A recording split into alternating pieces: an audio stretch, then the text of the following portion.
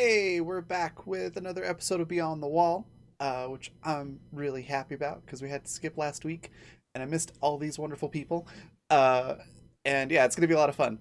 Before we jump into the story and hand everything off to Yaz, I'm going to let everybody introduce themselves, tell us a little bit about their character, and yeah, it's going to be great. So starting in the top left, which is me for this one. So I'm Raven. I'm the creative director for the Raven Evermore, which is my brand for all the various things that I do. You can find all of that out at my link tree. It's got links to everything. And why is it not working? Your All right. gods have No. forsaken you. Chat, Everything is no. ruined. Oh, I see it in The there.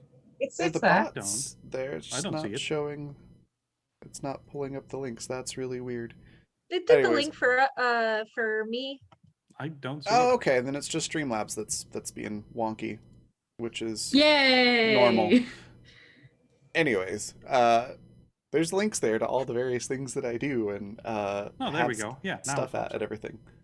Um, try turning it off and on again. Thanks, Yeah, Stroll. that did it for me. I All right. refreshed and success. Um, anyways, so that's me, and I play Mare, who is if you took DC's Scarecrow and Raven and had them have a child who grew up with their role model as Batman, and then throw in some teen angsty stuff. That's basically her. Um, she's very antisocial and determined to save the world, and has some really creepy, cool powers. And yeah, that's pretty much Mare. Other things to mention before I pass it off. Real quick, sponsors. Hey, there we go. It worked for me that time. Same. Which is Fundamental RPG and Intrepid. Fundamental RPG Second Edition is coming out. I'm literally just waiting for the final version from my formatter, and then it's going to be live. So it could be as early as later today, but definitely by Sunday, it will be up and officially released.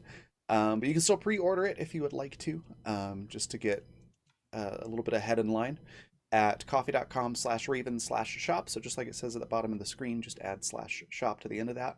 And it's a fantastic D20 system that works with literally any genre that you would like with very little modification. So it's built to help you tell your own stories with a fun game format. And then Intrepid is adventuring gear for real life. So if you like athletic or outdoors or casual wear with a tabletop sort of theme to it, you can check that out at the same place. And then if you'd like to catch up with this show or any of the others that we've had on the channel from any season, you can check that out on YouTube by searching for Blackfeather Guild. And then in the very, very near future, you'll be able to catch all of that on the Fantasy Network as well. All of that out of the way, we'll pass it on to Paladin. Tell us a little bit about Tom and yourself. Hi, I'm Paladin Hulk, Twitch moderator for Random Tuesday, Little Red Dot, and I'm playing Tom Fan, a friendly ghost. And last I remember, I got blocked from possessing our NPC friend Mao, so now I got to, not have a body for a bit, which is sad for me, but I guess that's good for, character development and all that. But yeah, we're on our way to heaven, climbing a ladder, and that's weird, and I'm scared. Also, I'm in a good mood because I did some GMing earlier this week, which is rare for me, and it went really well. So yay! Awesome, that's great. All right. Next, we've got Anina. Tell us a little bit about Faye and yourself. Hi there, I'm Anina Kasky. I'm a actor and writer. I have a YouTube channel. I can see some of my work, comedy sketches, sort of comedic monologues, and also a series that I wrote myself that's won several awards, which I'm very proud about. And I play Felie, the archangel of all animals. Mission is to guard Mare, and she doesn't humans. She's just last part got cut off. Doesn't understand them. understand humans. Yes. Sorry, the audio Getting cut out humans. a little bit there. That seems a little worse than normal. I like to A little think more that when choppy. it's skipping, it's just her pausing for dramatic effect. It does fit, yeah. Exactly what I'm doing. You know, tension. I'm building tension into the show, guys. You know. Yep. Bless you for your work. Yes. Oh, that's great. Next, we've got Hannah. Tell us a little bit about Joe and yourself. Hi, everybody. My name is Hannah, or Whoa Hannah. I'm playing Joe today, who is honestly a pretty normal person amongst a lot of extraordinary people, and she doesn't really know what to do with all these nightmare shenanigans. But she does love a good puzzle. Fantastic. And then next, we've got Yaz. Tell us a little bit about you and this wonderful world, and take it away. Hey, I'm Yasmin Tatiana. I am a visual storyteller and illustrator. I stream here on Twitch under my name Bodelia, and I also run my own art website. My brain's not working today. I'll post that in the comments. I have this week uploaded some new items for my shop. So if you're into that cute princess power magical pastel nonsense, be sure to check it out. Yay! Thank you, Michael Wade. Thanks so much. So that's gifting Disadvantage. a roll of the die who it applies to. Might have to explain that one for me, Michael, but yeah, it looks like disadvantage to someone. Cool. Disadvantage sounds bad. Unless it's disadvantage to me. Oh, roll to figure out who gets the disadvantage. Gotcha. So, Ah. Well, I'm glad they're I'm- not angry at one of us in particular. That's good. so let's go. I'll be 1, Paladins 2, Yaz 3, Hannah 4, Anina 5. And Mao I'll can just be 6. roll and roll 20. Me, I get disadvantage. It's yours. The power Yeah! is yours. That's You get the trauma. You get the trauma, and you get the trauma. I'm in danger. So how does this work? Do you get to choose when you roll disadvantage for yourself? Is it the first one? Because then you just It's, say, I do a stand-up routine, and I use disadvantage on myself. I think just on the next roll, which is fine because it'll probably be something important. Oh, you know it. I mean, considering that we got some feather wing noises coming around. Oh, in the yeah. distance. So to recap last time, and to tell you a little bit about the game, because like my brain is squirrel sized today. The game Beyond the Wall is based off of a comic that I'm illustrating for the author Cecilis. He's an incredible experimental writer, and absolutely am in love with his work. But he's the mastermind behind the world, and he's allowed me to open this up for gameplay, or for a TTRPG gameplay, which all of our amazing players have joined in on. Last time, when we last left our party was very roughly working their way through a forest when they came upon some very interesting musical characters. And without any terrible things happening, they were able to manage to get on their way and get on the road. But as night fell, they were pursued by eldritch, creepy monsters.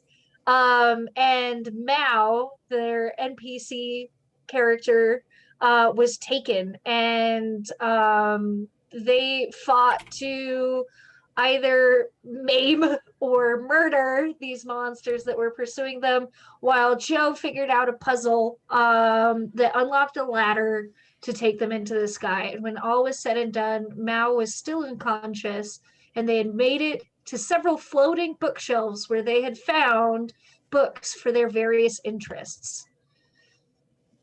And that is, we left off just as the distant sound of wings and feathers could be heard. Mad pigeon. You mean throwing meat flesh cakes at the monsters so they vomit themselves up? I had forgotten that was my Maybe favorite this feature. time. Are you being chased by ravenous monsters? Try new flesh cakes. Clear that right up. Fly on meat Insert pies. such They might save your life one day. Don't eat them yourself. Yeah. Maybe this time it's Consumption. actually a friend angel. You know, One it out of can't 1,000 all be doctors bad. recommend pies. I'm not bad. We got friends last session. We're all out of friends. Well, no, I Ouch. just got harassed in box form. We've reached our friend quota. We're good. They can leave. We My need dance card is all full. no more friends. No more friends. Only frenemies. So, So, are we on a platform of some sort? Or are we still on the actual? So you, everybody else can fly. Joe has yeah. to jump from bookshelf to bookshelf. it is it's about 7 or 8 very large, like library sized bookshelves that are bobbing like buoys in the ocean, suspended in the air, and you can jump easily from one to the other, but when you come down and contact them, the weird physics in this world gives the bookshelf a little bit of a wobble, as if you were jumping on icebergs. So keep that in mind, poor Joe. Well, and then we've also got Mao, who's unconscious. Yep. But for as far as we know, Mare is keeping an eye on Mao. Please don't drop her off a bookshelf. I'm really fond of this character. I am too. Even when we forget she exists and then go, whoa, shit. That's her power. That is her power. She's remarkably forgettable.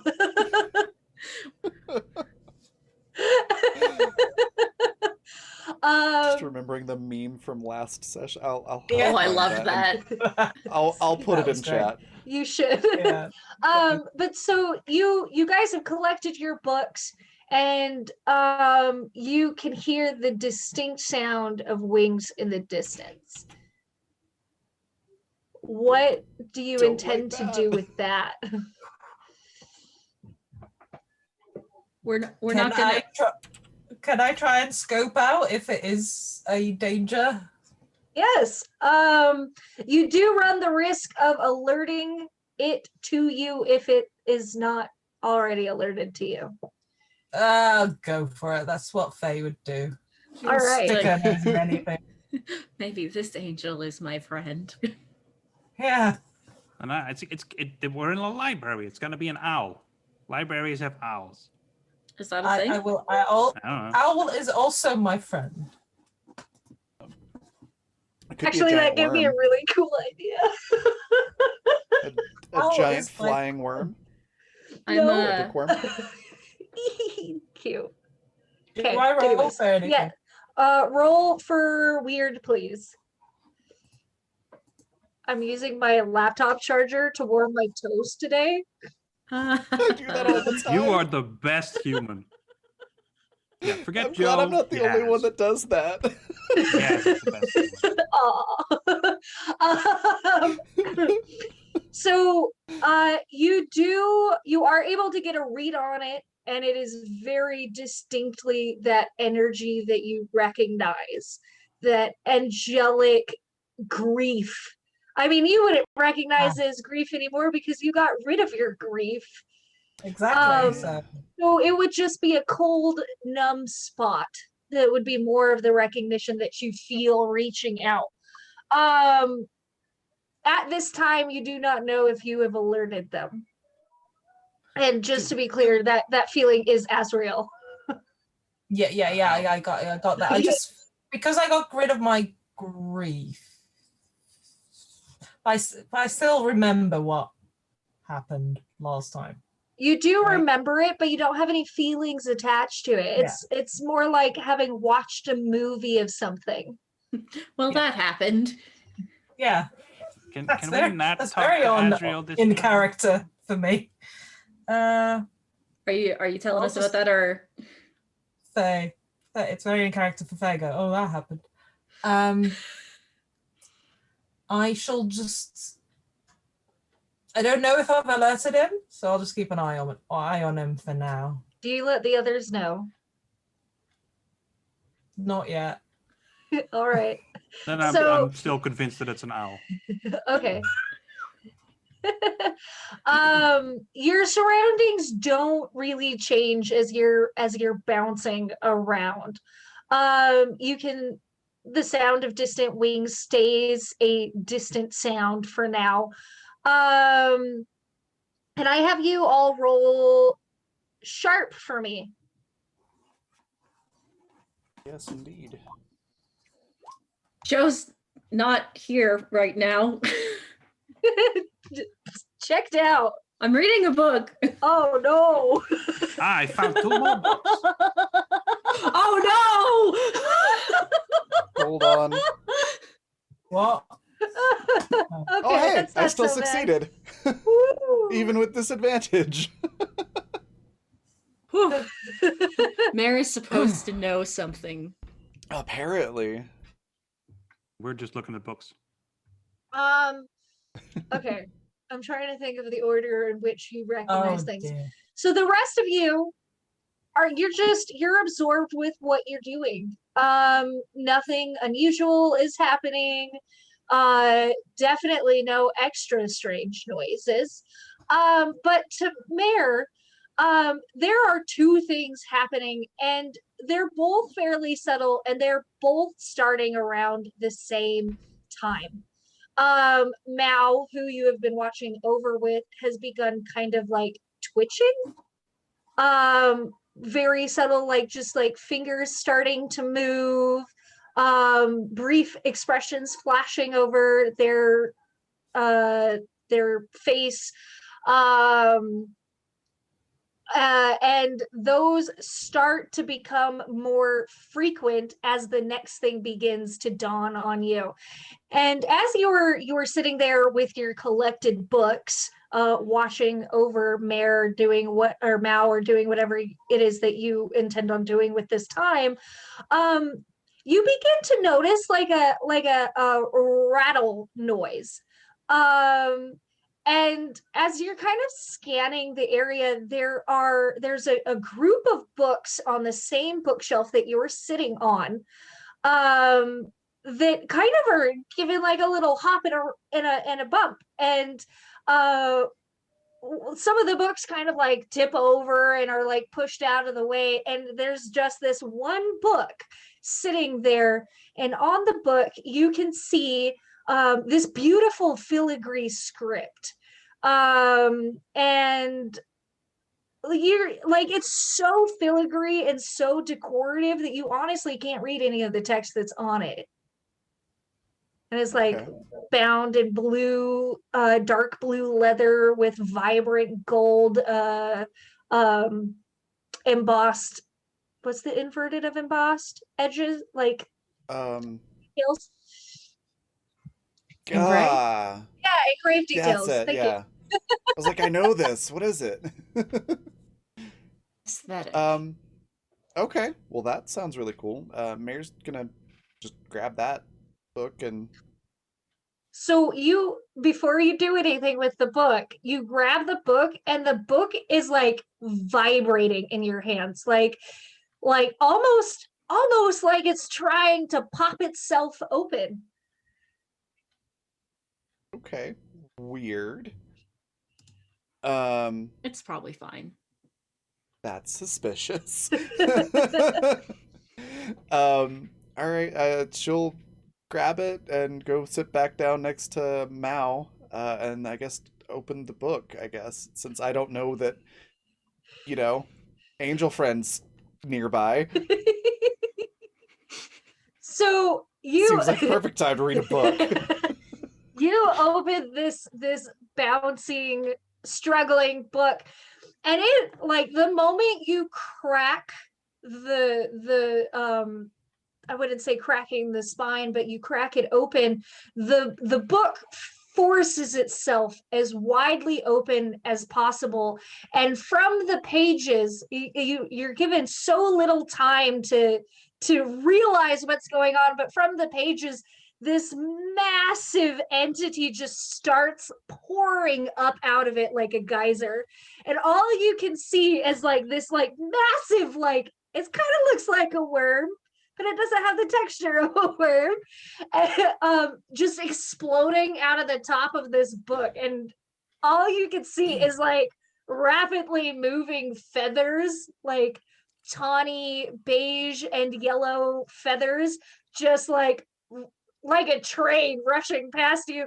And you all are like immediately seeing this like massive thing come out of this book that Mare has just opened, and the top of the worm like coils around and looks down at you guys, and the front face of the worm is this huge barn owl face, and it kind of just like sleepy blinks at you as the rest of its body peels itself out of this book and hits the bookshelf with this absurd, impossibly heavy sound, and the bookshelf just goes wiggle, wiggle, wiggle. How did I that fit told you in it the wasn't book? Al. How did that? The only thought in my head right now is aggressive knowledge.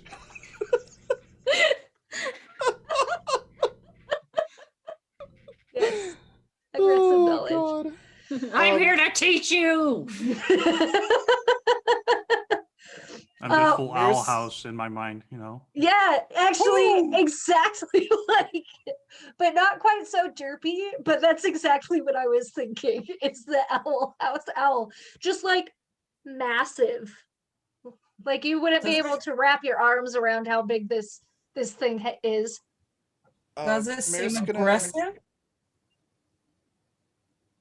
It does not appear aggressive at this time. It's kind of swaying and looking at you. Okay. Yeah, Mare's gonna make sure that she doesn't drop the book. So save the book. And then just go look up this thing and be like, hi.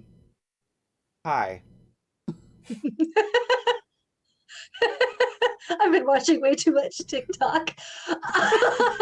Just like closes her own book, shoves it in bag. Yeah. Faye is getting ready if she needs to attack. Tom, are you doing anything specific? I'm just also very hesitant, hanging next to Joe. I've got 2 books. That's it. Okay. So this owl kind of bobs and owl worm bobs and sways, and as this thing moves, everything around it just seems to kind of get displaced. So there's like this strange air current that kind of keeps up with it, and the thing takes exaggerated movements as it then bends down to come face to face, first with Mare, and then to kind of like searchlight pivot to view the rest of you guys. And that's its us. Okay, think unmousy thoughts. And it's massive, albeit very beautiful galaxy eyes blink widely and once at you, Mare. And the owl I'm trying to decide which way this goes. The owl talks without moving its mouth. It's again that same sensation of like telepathy or something like that, where you can all hear it, but it doesn't. There's just no mouth movement. I wish things would stop talking in our heads. And it says, what do you have to offer me? Bear just looks up at this thing and is just like, pardon me, you erupted out of my book? Um, this is like, you called me, so what do you have to offer me? Bear, can I have you roll dodge? Dodge? Or I guess it would be cool. Cool, yeah. Sorry. Nope. Um, the owl, XP for me. all you guys see is like Bear mouth off to this owl, and this owl just like unhinges Microphone. its is that There you better? go. Yes. Yeah. The owl unhinges Nope. its jaw and No. swallows Bear. You messed it up again. What? Mare just got 8. What? Just like gulp. Like you Uh-oh. get like cartoony that like rattle echo of like somebody being swallowed. And the owl then turns to the rest of you and tilts its head in that owlish way with wide blinking eyes and says, "What do you have to offer me?" I have things I want to do, by the way. Okay, we will come back to that. Okay. What things interest you? I desire knowledge, information, memories. Do you like songs? I do like songs. Will you teach me one? I guess. You know any instruments? You want me to teach you how to play a musical instrument? I know many instruments, but I do not know most songs. Huh, that's got to be a really tricky combination, you know, to know how to play music and not know any songs. But It suits me. Sure. I mean, I like songs. And I'll just start with something incredibly basic. You know this one? And my brain is blank, but Mary had a little lamb. that's way too square for Tom. Okay. I'm not Rock gonna around the have clock. you. There we go. I'm not gonna have you roll for it if it's not particularly hard. And the owl watches you and bobs its head along and says, "Yes, I do know that one. Any good? Teach me another one." Okay. And I'll be exchanging glances with Joe, like, what's going on? Do I just keep going? Okay. And I'll play go it the to song you played with the squirrels. That was, oh, yeah, okay. I could do that. I mean, that was just made up, so no way he's heard Exactly. that one. It's so smart, Joe. Using your brain. And I'll go into that song. Okay, I'm going to have you roll. Like charm? Yeah, roll charm for me. That's a good one. There we go. Your song has the desired effect mostly. The owl does not know the song, but it ruffles its feathers up at you, and now it looks like a fuzzy worm. I know it's a little difficult without the squirrels also playing the song because, you know, it was a whole thing where we, you know, combined musics and, you know, I only got 2 arms. The owl then turns to Faye. Okay. Come on, Faye, play an angel song. She's going to put her hand on its face like that and kind of try and telepathically share what I know with it. Okay. Can I Trying to have you mind roll? Mind meld Can the I have owl you worm. roll? Roll weird for me. My mind to your mind. Here we go. Yeah. You know, talking's too much effort.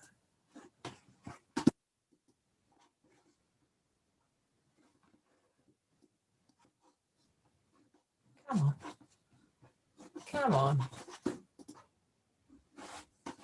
It's trying.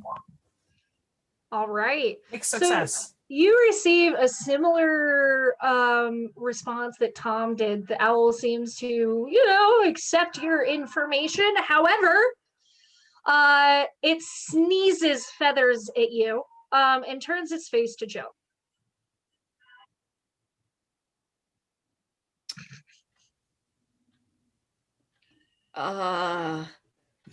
Just sing a song.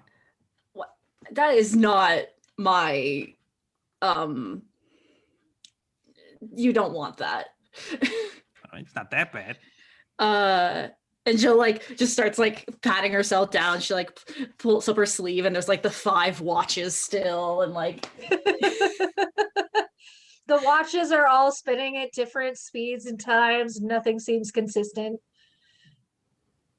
Do you know what's up with this? The owl focuses in on your many watches, pretty much as cross-eyed as a owl without pupils can go, to look down at these watches and at you. And to give you a size reference, its beak is probably half the size of your body. Yay! It's massive. It's just what? And the owl looks back at you, and it says, I'm going to try and make this sound as smart as possible, but my brain's not working today. Timey-wimey shit.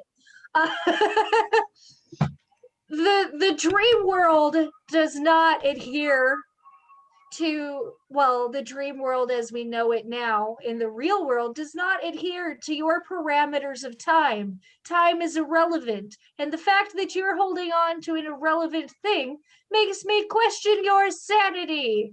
And I need Joe to roll dodge. I was going to give it something. Can Mare do the thing before Joe has to dodge? Mare, what would you like to do? And let me give you the inner workings of the owl for your convenience. Would you like to do the thing first, or would you like to assess where you're standing? No, this is pretty much immediate after getting swallowed. Okay. Because Mare's pissed now. Do the thing. So as soon as she gets swallowed, Mare's just gonna be like, I'll give you something, you stupid owl. Give you indigestion, and pulls out the fancy sparkly punk rock wand. It just kind of goes bibbity bobbity fuck you. Cast I want to shoot fire down like a jet. Okay. Can I have you roll weird for me? Yeah. Just in case this might help Joe is getting out of the way. Thank you. I was going to give something. I'm just trying to think of something good enough. 11. Yes. All right, you are successful. So this owl has lost its patience with Joe and unhinges its jaw just as it did for Mare. And all you see is instead of it swooping to nab Joe up, instead it corkscrews its head back up, and this massive flame pours out of its mouth, just this huge beacon into the sky. Uh-oh. So Faye's gonna attack it now because it's not been nice to Mare. Okay. Mm-hmm. I'm also going to attack it because Mare is in there and the inside is on fire. So that's a bad combination. So I feel like Mare's in huge problems. I love Just it. a little indigestion. Okay. It'll be fine. A little heartburn. Faye and Tom, how would you like to attack? I'm just going to go inside and see if I can't find her and then Okay. get her out. The owl is very phase-throughable as a ghost, so you are able to do that. And Faye, what were you doing? I'll take me trusty razor whip out and attack it with that. Okay. Tom, you make it through the owl, and the inside of the owl does not really look like the inside of an owl. what you realize is Mare is standing at what looks kind of like a really narrow library. She's standing at the door of this, holding her wand out, shooting a massive stream of fire out of the door. And you're standing behind her in this dusty tiled floor library that creaks and moans as this worm owl moves. And you are able to easily see and get to Mare. And what you do with that information is up to you. Faye, can I have you roll to kick some ass? Yes. Kick some ass.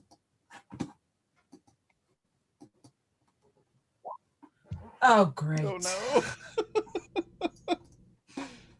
I'm useful. It's just gonna be Joe and Mao outside now. Mao is unfortunately unconscious, Joe. Good luck. I know. Is Mao inside with Mare? Because Mare was carrying her. I think that Mare She put her was set down. Yeah. Mao is laying on a bookshelf a little ways from you.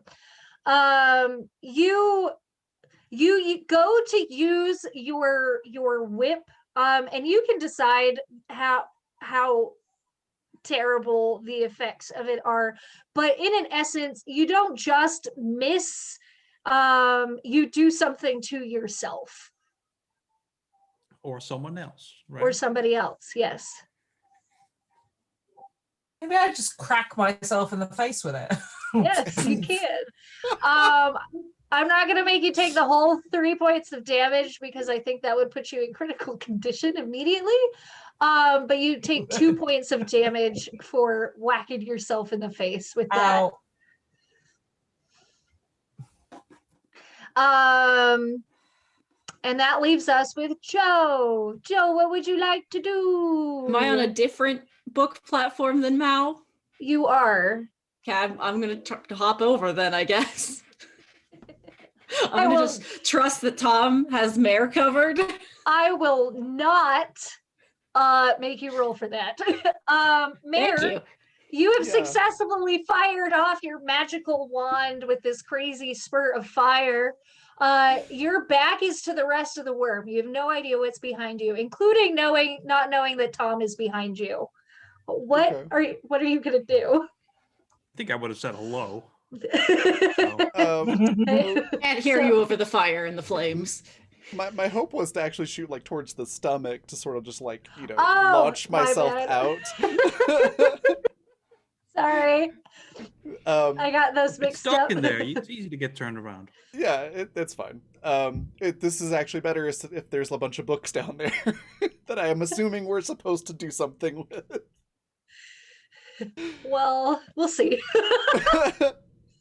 But yeah, after a little bit, she'll stop the fire, seeing that she's not been vomited up, as was the intention. And yeah, if she turns around and sees that Tom was able to get in here, then she's like, "Oh, I came to save you. I don't know how." You can phase in here, her. maybe. Save her. If you can phase in here, maybe I can phase out, as well. And she'll go, incorporeal also, and try to go out with Tom. All right, you are successful. I don't think you have to roll for incorporeal, right? Nope. No. Yeah. It does say you move freely through solid objects, but not people, which is why I didn't start with that. That's fair. But if this creature is not that type of people, then yeah, let's try that. Okay. My power says you don't count as a person. So bad. And so you guys are both able to move back out of the owl if you so wish. Huh. Never pulled someone through something before. Hey, did you see all that stuff that was in there? It's like a storage unit for books that were like extra special. Yeah, that was weird. I was expecting a stomach. Faye, what would you like to do for your next turn? Now that I've got a massive whip mark on my face, bleeding. Okay. No one saw it. Joe was busy jumping. I'm the most elegant of all angels. Anyway, now I'm angry. Now I'm angry, and I've seen them come out. Relief. I'm going to use some sort of massive magic attack. Feathering bastard. Roll weird for me.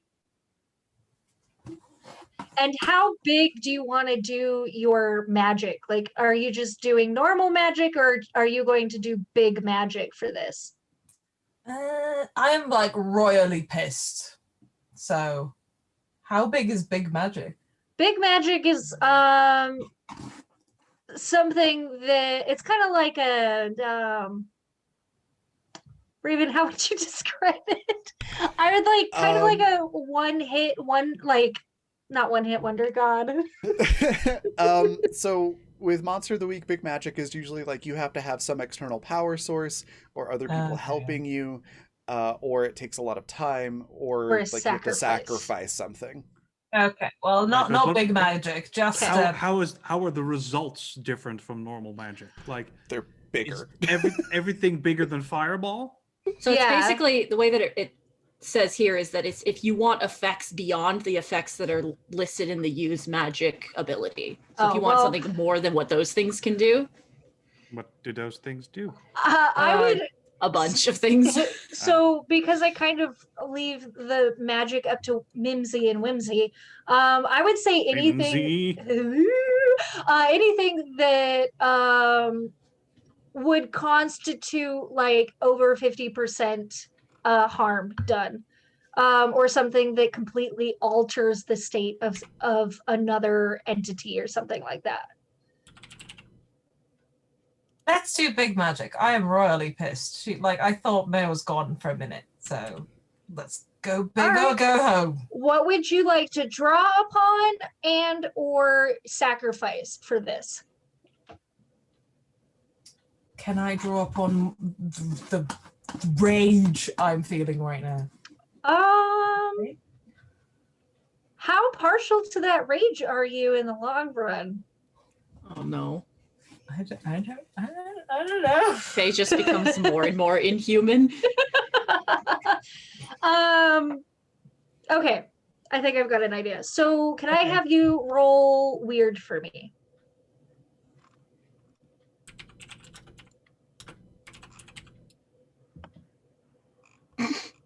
Oh no. What is up with me today? Do you We- want to we use do a have, luck point or Or a D6s? D6. We've got Or- 3d6 right now. Yeah, let's use it before I disintegrate. Yeah. You can use a D6 or you can use a luck point, and that auto gives you that's 12. That's a complete success if you want to do Let's that. use luck because I've not used a luck before, so let's Okay. do that. Let me check your just for future reference. What happens when the divine uses luck? All right. Do I re-roll or I just tick the luck? Nope. You tick a luck. Mhm. Special trigger. I might have just broken the world, guys. Soz. All right. You get Sorry, it. no, I just wanted to see what was going to come from using your luck point.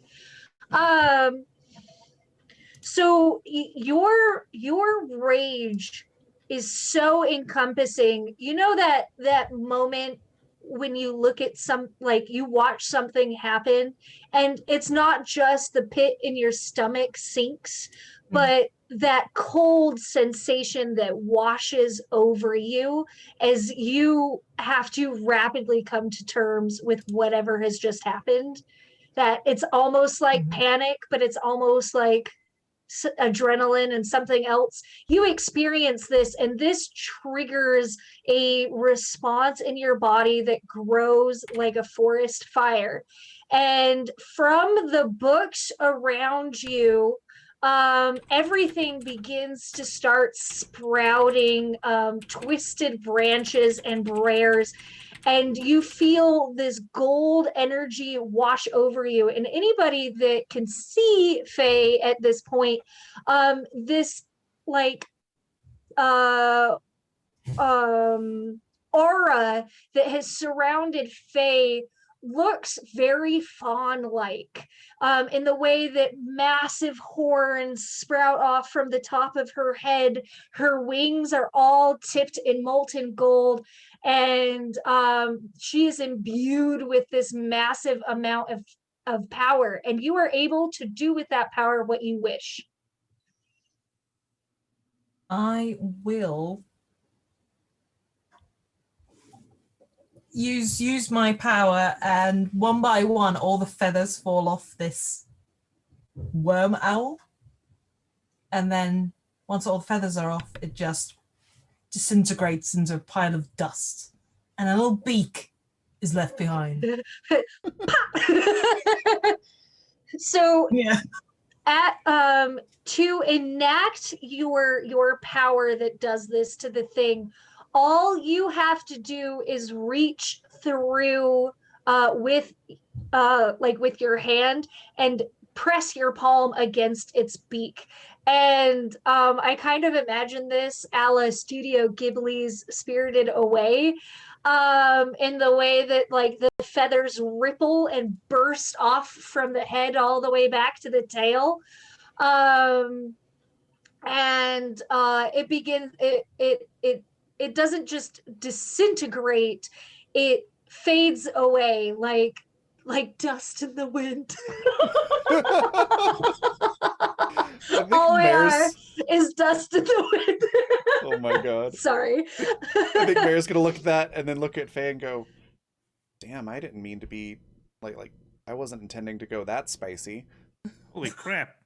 It didn't seem that bad. I taught her the song, and now it's like super dead. Oh my god. Joe, you After made it to this- Val. After this, I rush over to Mare, and I'm like, "Are you okay? Are you okay?" And I'm Yeah, like, yeah, she's fine. Pull her out of that fine. place. Yeah. So Faye approaches you with this same visage, and it's almost like she's wrapped in the shell of something else, the way that it looks. Like this pale gold light just creates this fawn-like mask face and these antlers coming off of her, and just like a significantly bigger body than she is. But as she's checking on you, that aura begins to twinkle away again. Oh, that's, Okay. that was a fun new look for you. Sure. Ba-dum-ts. And I make ghost like percussion stuff to do. Ghost Mare drums. just groans. It's like, I just look at Tom and I do this, Okay. like I dogs dropped my do. books when I went in that thing. Where'd they go? I go looking for the 2 books that I dropped. As I phased through the worm, I can't carry the books inside, so I would have dropped them. They are easily found at the edge of one of the bookshelves. Ooh, yay. Joe, They're still here. you made it to Mao before Faye did her whole big magic change. And Mao is still unconscious, but it almost looks like she's having a bad nightmare, in the way that she's twitching and kind of wrestling in her unconsciousness. And probably at this point is where Faye's big show happens and your attention is drawn away. What do you do? I guess I want to like, after Faye has seemingly calmed down and gone to check on Mare, just like shake that off and be like, okay, whew, I'm gonna pretend that didn't happen, and then check on Mao, like just like make sure her vitals are okay. And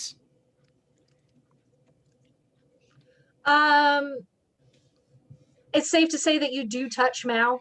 yes, So the moment that you touch her, something changes. I need you to roll cool for me. Uh-oh.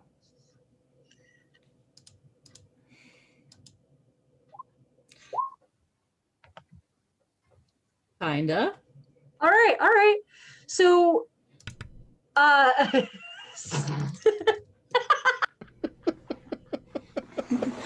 So you definitely touched the thing? I'm like, yes. So we've had. How do you feel about characters dying? And so you touch it. Like, yep, we're all super relaxed in this game. so I'm here for it. I'm here I am for too. it. we're like 40 minutes in and already. So you go to check Mao's pulse. Do you check her wrist or her neck first? Probably neck, like kind of like brushes some hair away and then like goes to feel the pulse. So the moment that you put your hand on her skin, her eyes flash open, and they're all black, full sclerid black. And she sits up and tries to like grab at you, but like the sudden amount of motion and the advantage that you have is sitting away from her, you're able to move out of her way, and she shouts something in a twisted tongue that just makes your skin crawl. Like, this is no language that you've ever heard before, but it makes like it just icky feelings. The rest of Mao, it's Joe. Mao. The rest of you are able to hear this concession. Mao doesn't seem to be able to hear you, Joe. They like try and swipe at you a few times, and then she lays back down exorcist style, where like her back bends and her hands claw up, and all you hear is that terrible language that is just spewing from her mouth. This seems like an angel. Guys! I should have gotten a holy book instead of these two. Uh, Faye, I this think this is your thing, Faye. You wanna get the demon out? Is there a demon in there? seeing this, Mare will rush over. By the way, I'll go So over she's as there. well. I didn't I'll go sense a over. demon in there when I was, possessing her before. I think I would have noticed. Maybe, maybe we should stand back a little, because demons. She is contorted and twisted, but for what you feel, there is no demonic presence. Faye. Okay.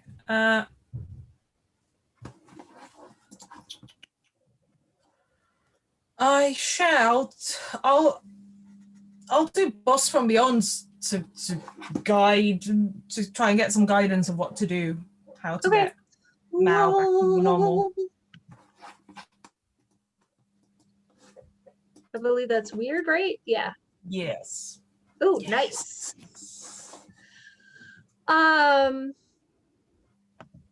So you pray to your god, and you're filled with that same warm sensation that you experienced when your aura came over you, but at a nth of the degree. And the information, like the image that you're given, is one of peace. Like, the only way to calm this episode down is to provide something peaceful, something like comfort or safety. How Okay. long does this communion take? Probably seconds. Okay. Unless you'd like it to take minutes. It's up to you. No, seconds is fine. Seconds is fine. I'll sort of snap out of it and say, she needs to feel safe. We need to get her to safety. And then I'll look at Tom and go, something soothing. Sing something soothing. I was about to like blow a trumpet, but then I'm like, oh, and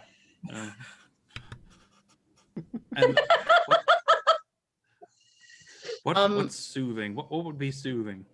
Joey's going to like, once Faye says that, kind of like inch back over and like put a hand on her arm, like, hey. Mal, sorry, go on. No, sorry. Joe was doing that already. But Mayor's gonna do something after. Okay. The moment that you touch Mao's arm, she recoils from you and lashes at you again. Okay. Okay, so that's not the way, I guess. And in doing so, she has turned herself over and she is now on her hands and knees. Mayor's gonna grab Mal's bag and look for like a Discman or something comparable with music that Mal usually listens to. Just guessing that she probably or they probably have something like that in there. Can I have you roll I'm cool? meanwhile gonna try Kiss from a Rose. I love it, because for Great. Good choice. Excellent That's a choice. soothing kind of music. 11. So what you see when you open the bag is not like any bag that you've ever seen before. It appears to be a swirling black inky void. And when you reach into it with the intention to find Mao's music, you can feel your skin tingle, and it's almost like reaching into a bowl of spaghetti that's moving. Oh, But that's so creepy. Hmm. I love it. almost immediately as you think about what you need, you feel the cold hard plastic of a Walkman touch your hand, and when you pull it out, you don't just have a Walkman. You have a Walkman and a small disc case of Mao's favorite music, which includes mostly heavy metal and hard rock, but there is a very tarnished edition of the Dragon Age soundtrack. Wow. Also There's, Amazing. I just love Mal more and more. Right? Mal's fantastic. Can Faye take one of her runes, her rune of protection, and like, well, now she's on her hands and knees. I guess she'd place it on her back. yeah, you can do that. Mayor will pop in the Dragon Age soundtrack and try to put the headphones on Mal's ears. You can just turn it up really high, probably. How, I'll stop singing Kiss from a Rose and be like, all right, everybody's a critic. Tom. I thought it was nice, Tom. Oh, thanks. So I assume that you don't really touch Mao as you pull the headphones onto her. No, Is just that setting them on, not actually touching Mal.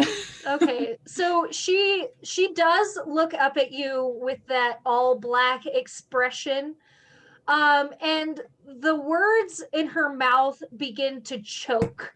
And when Faye puts the rune on her back, Mao gags and then begins to vomit up black ink. That What has the heck? at sometimes more consistency of like coagulated mucus than just black ink, and it spills onto the bookshelf across everything and starts dripping off the edge, but after she is done vomiting, she's able, like, her eyes return back to normal, just more exhausted than usual, and she curls up in a almost like the fetal position on her knees. I'd like to like just gently pet her back, like, hey. You see like that flinch again from the touch, but she doesn't lash out at you. She doesn't call attention to it, and you just can see like almost like relief coming back as her shoulders relax and she's laying there. But you are given really no time to assess what just happened because you can hear the sound of wings getting louder and louder now with the rush of wind behind you. Now, from the darkness that Mao vomited up, a hand reaches out, Lady of the Lake style, and you hear just the softest, sweetest voice that says, "Follow me, I'll help you." I throw one of the books at her hand. Mayor, Not like in an offensive way, but just like in a here cat. kind of a way. Oh. so right after Mal vomits up this ichor looking stuff, Mayor will do something nice and look at Mao and go, "Hey, I'm supposed to be the creepy one," and just sort of like make sure that she's okay. And then we'll look to Mal after hearing this voice with the look of like, should Can we trust it? Mao gives you like an attempt of a smile at your joke, but she doesn't have the energy to really give you anything else. And when the hand sticks up and is like, "Hey, I'll help you," Mao just shrugs at you like, "I don't know." How does it respond to the book? It recoils from the book, and like the book disappears into the black ink, and the hand disappears for a second, and then she like brandishes this feminine hand brandishes this book at you that says, "That wasn't nice. I'm trying to help." Oh, At this point, I'll Faye get the will book say, back. "He's back. He's back." All right. Because I know. So that guy's bad, He- and we don't know this person. So take a risk. Yes. All right. I'll just hop in the thing. Mayor will scoop up Mao and fly into the stuff. But Joe. Faye's gonna wait until everyone else goes in and goes last. Okay. Turn to Joe and go, "Joe, go." Go, Joe! And the hand is like, "Come on. Joe, go. Oh no. And she like dips a coming. toe. She dips a toe in. I don't. Love I don't. that. Okay. Can I yoink her from the other side? You could. You would just see this toe. Joe's foot, like Joe's shoe. Yeah, I'll yoink her from the other side then. Oh, God. We're in a hurry. Oh, she's 110% getting a mouthful of ichor. Faye's gonna like dive in, like Olympic diver style. I cannonballed, so Yes. we all have our own style of getting through this thing. So you guys come through on the other end, and you kind of come out in like this very well manicured garden. Bright blue skies, gentle billowy clouds, various vibrant colors of flowers. The smell of fresh cut lawn hits you, and the woman that was reaching through the ichor looks at you and with a wave of the hand closes this what now looks like to be an inky black portal, and the portal kind of swishes away closed, and you're able to get a good idea of the woman on the other side. She's very beautiful, Aphrodite beautiful, like with Put some clothes on, woman. soft cut shapes. She wears a simple summer dress with a bronzy turquoise necklace that hangs from her neck. She has chestnut hair with blonde streaks kind of running through it, and the most beautiful green eyes that you have ever seen. And she breathes relief and looks at all of you and is just like, Thank you. I'm glad that I was able to come through in time. I don't know what Azrael would have done with you if he had caught you again. I've got Joe upside down, and I'll look at her and say, "Got your toes," and then I'll flip her right side up. Oh, she falls in a glorious pile on the ground. Oh, I thought, okay. Here, Joe- let me help you out. Kay's gonna say, "Why are you helping us?" Because the dreams shouldn't have leaked into the world in the first place. Hot lady came through a portal of Mao's black vomit. What is happening here? She's not that hot. She's just, normal kind of pretty. The boring She kind looks like a goddess. of goddesses. What have they ever done? I'm beginning to suspect that possibly Tom may not be interested in women at all, and maybe nobody in general. But I can't say for sure. Maybe he just doesn't like these outrageously fake Beautiful. beautiful. That's fair. Yeah. This If anything woman, else, that's not his thing. that's fair. That's very fair. And this woman doesn't strike you as manicured in any way. She's very What? naturally pretty. She doesn't okay. wear any makeup. Her lips are rosy, but that's about it. Otherwise, she's, for all intents and purposes, the cute barefoot hippie lady standing in a garden. And she is naked, right? Because No, she is not. No? Okay. She's wearing a sundress. Okay, good. She just has beauty akin to Aphrodite. Go on. Mayor's looking at this lady like she did the other. I can't remember who it was now, but towards the beginning, the other person that showed up and that was just a little too perfect. So Yeah, she's doing like yeah. the fry squinty eyes, like, you're too perfect. Something's up with this. That's okay. Yeah, see? There you go. Is But this the like an woman, illusion thing? Are you like Uh, secretly a monster with 5 mouths full of teeth and like, lots of eyes? she puts her hand to her collarbone and just says, "I would hope not. I mean, I don't think I was dreamt that way." Okay. And she looks at the rest of you. She says, you're lighting the beacons. One has already been lit, and there are 3 others. I'm here to help set things right with the world and bring light back. Does anybody Where know are what the she's talking beacons? about?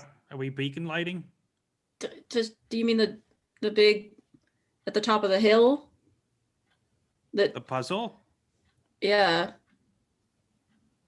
The puzzle Yeah, was fun. yes. Is that a beacon? Oh, all right. I mean, Mare lit it. Where are the other beacons? I do not know that information. I only have clues to one other one that wasn't that I'm stutter. um, I only have hints to where the others are, she tells you. That's Right. So awfully charades? cryptic. Let's go. Charades. Where is Is it? she Is an it 2 angel? words? 1? Is it a beach? Is it in your mom's basement? She says she thinks for a moment, kind of piecing together what she knows, and she says, I'm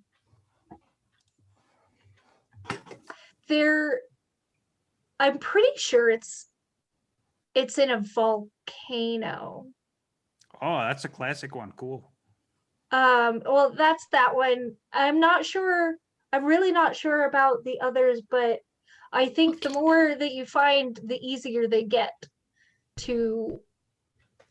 I mean, I could just be supposing it could be a lost cause, but I'm hopeful. I thought we were just getting food. Why does this keep getting more complicated? This Does Faye get any angel vibes of this lady, or would I know what she is? You get a sensation of divine and of comfort from her, but she is clearly not an angel. Okay. Is she Maybe when she God? says beacon, she means bacon, and it's actually just food. You do not recognize this as or her as being a part of your god. Mm. So Faye's just gonna abruptly go, I need to heal, and kind of just plunk down and meditate.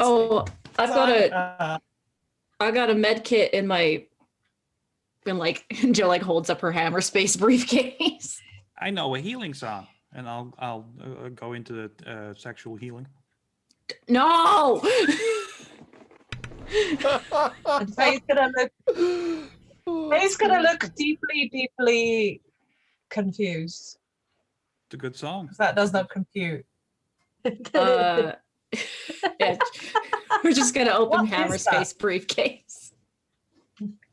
Your hammer space briefcase unfolds itself, and in this garden and with all of the light you're able to see, there's almost something very animated about the way that it unfolds itself. Like there's like this portion at the top of your desk that like looks like a hat, where another arm has put this hat on top, and then it just is now a desk with like this weird little hat on top. It's amazing. Love that. So you all take time to gather yourself and heal. I do have the infirmary tag on my Haven, so I can help people heal. Yes. And well, I meditated last time to heal, so. But you help Mare's me. actually good. So she's just gonna more like be what's the word I'm looking for? Sort of like mother hen over Mao a bit.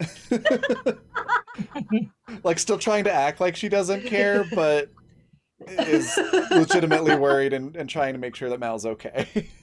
It's valid.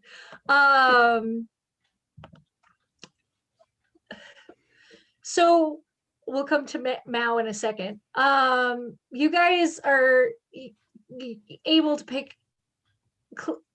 Wow, the stutter has gotten worse. It's okay. You're able to heal up any grievous wounds that you may have.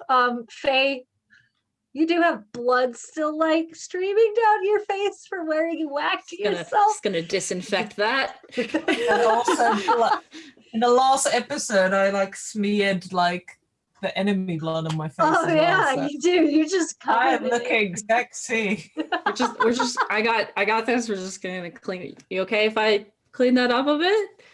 Okay, all right. The This was a real woman. team effort. Faye's gonna purr while she pets her face. Felt like a cat. Okay. I'll set the 2 books down on Joe's desk, that she's now unfolded. Cool. The woman comes back with a small tray of fruit.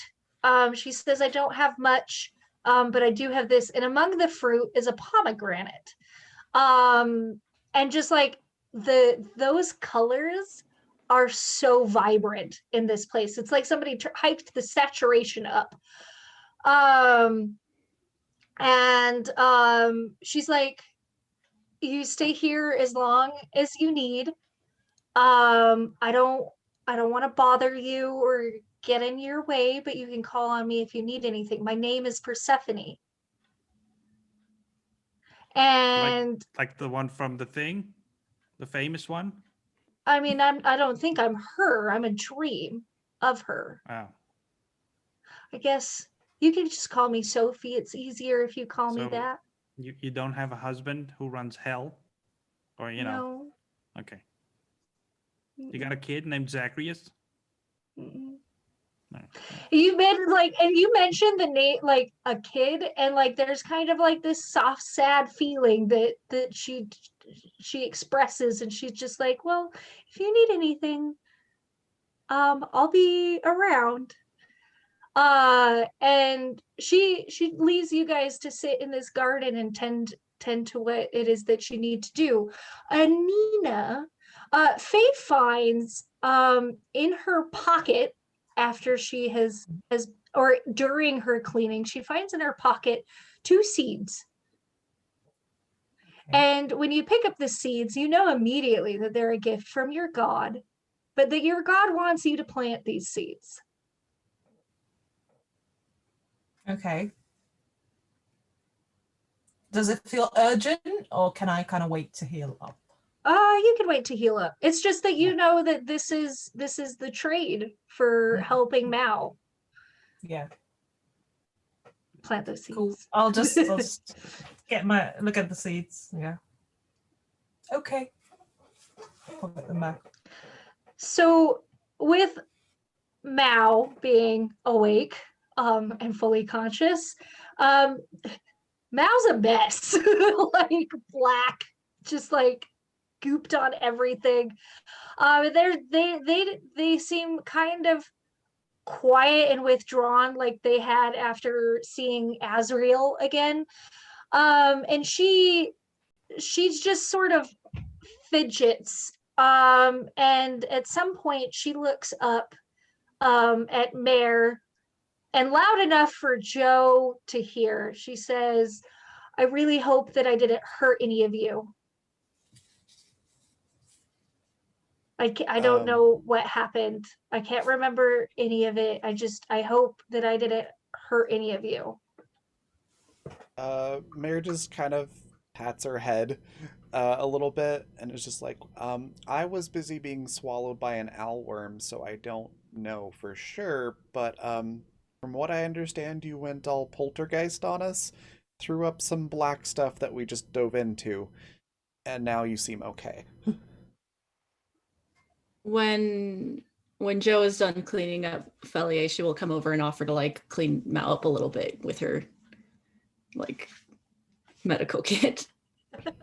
Mao is accepting of this, but she holds very still, like rigid, weird still. Joe is offer very gentle. I'll offer to play her a song while she's getting treated. Does she have any requests?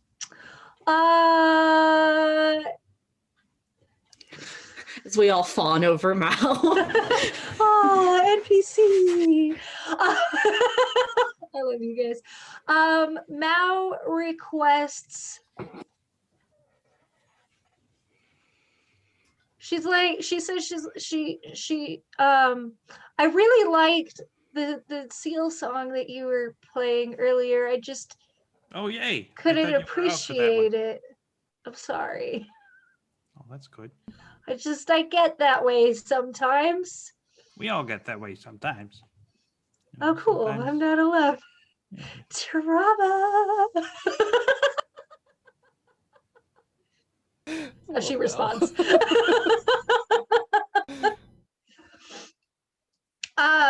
So you get Mal all put back together, and you play your very sweet song.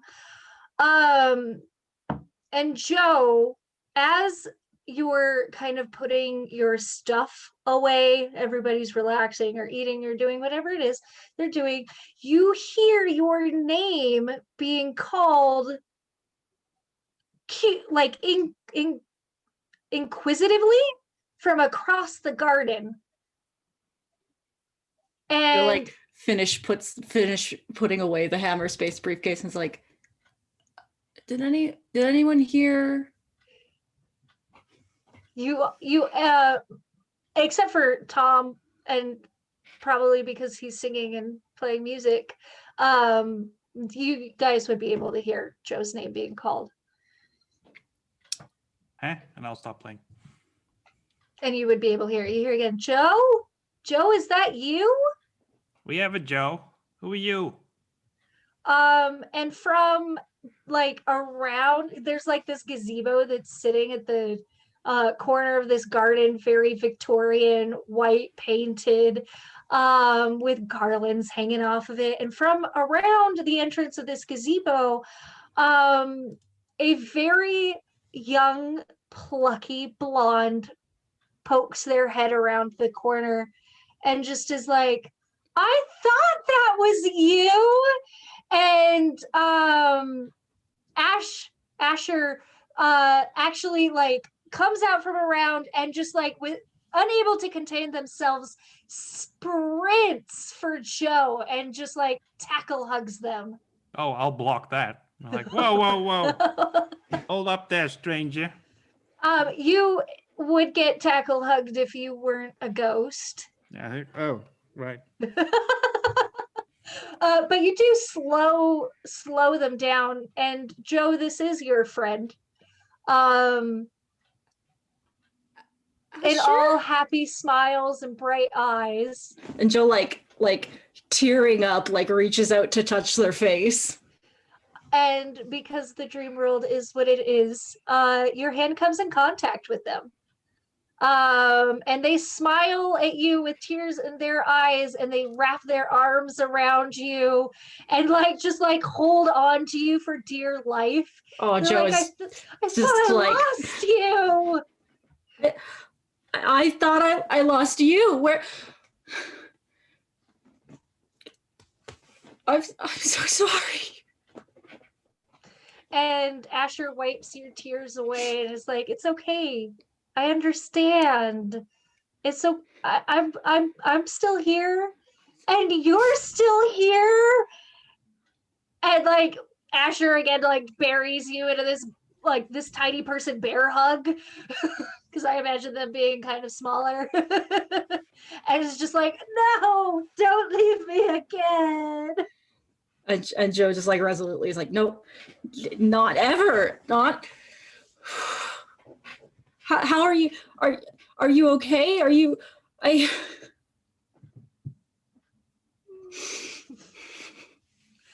Asher smiles at you and says, "It was hard. It was hard for a little while, but I met some really good people, and they've been helping me, and I've been helping them, and we're surviving here. It's been good." And they like give you like that big cheesy grin that just like you know it in your heart. You're like, yes, this is my friend. I'm so glad that I could find you again. And Asher cups Joe's face in their hands and says, "Me too," and holds on to your fingers like, "Yes, please." I was like, I'm so glad that you're here. When Sophie said something that there were new people, I had to check. And I've checked every single day. And this is the day that you came. And they like wipe their face. This is like, for the record of everybody, like this is the most emotional Joe has ever appeared. And I guess at that point she's like, oh, yeah, everyone. But like does not stop touching Asher. They're just like attached to you too. This is my friend, Asher. Hi, I'm Asher, Tom. I'm Joe's best friend. Oh no.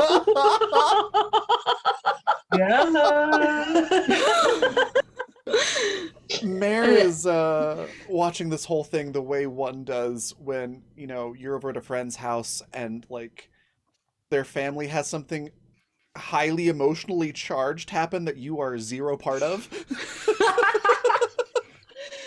It's just awkwardly stating like, "That's glad you found your friend.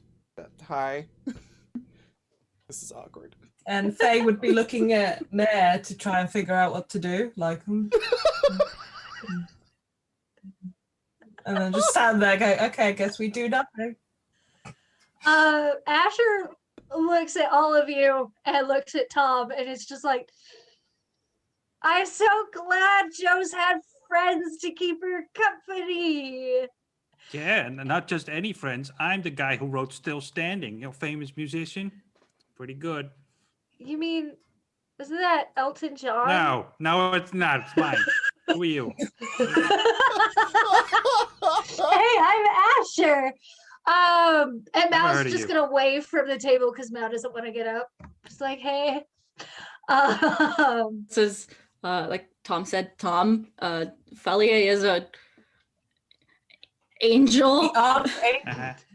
The archangel of all animals. Yep, that's the one. And that Mare is I am a superhero. there's a superhero, and Mao. That's just cool. Mal does like sleepy finger guns. And Joe's a mechanic. Yep. Asher beams at everybody and looks back at Joe like, I'm so glad that you've got people for you, like here for you. It's really nice to meet everybody. I mean, Joe's always been a little silly when it comes to the dream stuff. Don't mind her. You have. Anyways. You have literally never been silly. That's been my thing. When have you been silly? Faye turns to Mare and goes, I'm not people. And looks confused. No, you do count as people. You're Well, not I mean, human, like- but you're people. Yeah, you got a face. You can talk. I mean, like No. I've Oh, known okay. Tom for a while, but Mare and Mao and Faye are kind of new. She kind of like leans in close to Asher and is like, it's not like I know them that well or anything. Yeah, but look, we're all best friends now, right? Sort of. Yeah. You know, When pretty much. when Joe starts doing the, I don't know them all that well. Bear just gives Joe this look like, are you seriously? Yeah. Are you seriously pulling the, we're just acquaintances thing right now? Doesn't say I'm not anything, with but that's them. the look on her face. Yeah. She looks Asher offended. Asher grabs like the edge of Joe's arm and gives it a shake and is like, I want to introduce you to my friends. Well, sure, call them over. You, I mean, I Yeah. can't. I have to go get them. They're a little too far for calling, or you can come with me. yeah. Yeah, let's go, everybody. Yeah. Let's go meet Ash's best friend. Raven Wait. comments in chat. Wait, What? What? wait. What? So she says, wait, and then she just drops down on her knees, starts like digging up a hole with her hands like a dog. It's the season. Do you need to go Doggy potty? paddles the I'm dirt sure back they on have top of it. bathrooms. Tamps Please don't it poop in front of down, me. and then stands back up and goes, okay, I'm ready. right. Asher laughs like, that perfect, wonderful, sweet, like that was a good one. I like you. And Asher turns to lead you guys through the garden and past. We're gonna go on a break right after this. And there is kind of a more quieter part of the garden with like ponds and little waterfalls.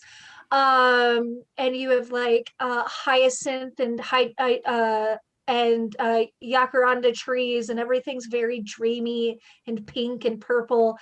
And you can see in this kind of like cobblestone clearing in this area that there are 3 other people hanging out in the area, like at a table, like sipping tea or something like that. And one of them, like as you get closer, you get this vague sensation that you've kind of, especially Faye and Mary, you've kind of seen this woman before. And she stands up the moment that Asher walks in. and goes to meet Asher in an embrace, and they exchange kisses.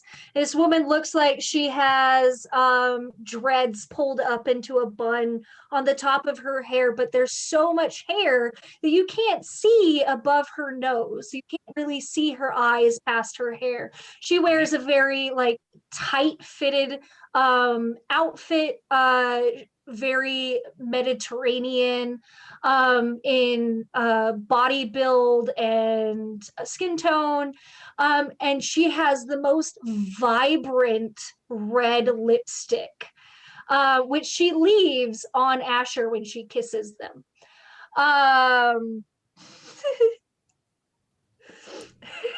Sorry. Concern. I And think she I know Asher's, who this Asher's is. my friend. Asher, my friend. No, this is fine. This is good. The woman looks up and she says to Asher in the most sickly sweet voice, "Who have you brought us today?" And Asher looks up at her with the most like glittering, adoring expression and says, "I found her. I found Joe." And Asher looks back, and the moment Asher's face is off of this woman, you just feel this awful sensation of jealousy, like these spines prickling around her. And then Asher looks back, and that sensation is absolutely gone. With Can't relate. that, we're gonna go on a break. Awesome. I've got a Think about bad that. feeling about this. I just wanted to mention before we get into anything else in this that Mare has followed Joe with wand in hand and is quietly humming Bibbidi Boppity Boo to herself,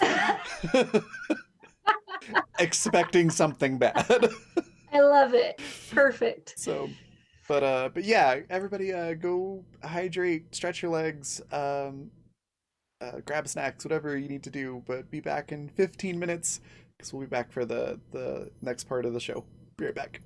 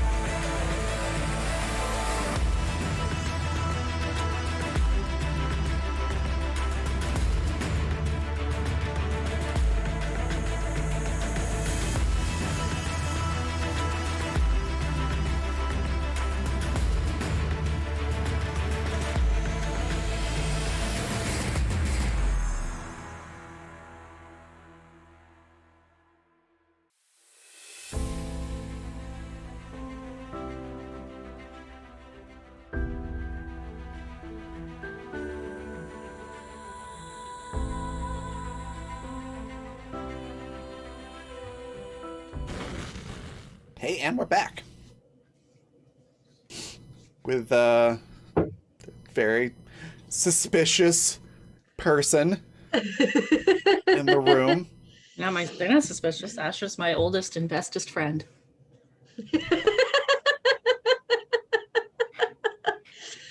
So you have encountered this vibe of jealousy from this woman, but the moment Just the Asher, woman. just the woman, No one else is jealous here. there are an assortment of 3 other very human looking people that are sitting around this table, and they all look up at you, and Asher smiles and turns back to like invite you guys to come and sit with them. I'll immediately enthusiastically fly up to this person that's kissed Asher. Like, hi, I'm Tom. I'm Joe's best friend. We go way back, long time, live together, work together, all that stuff.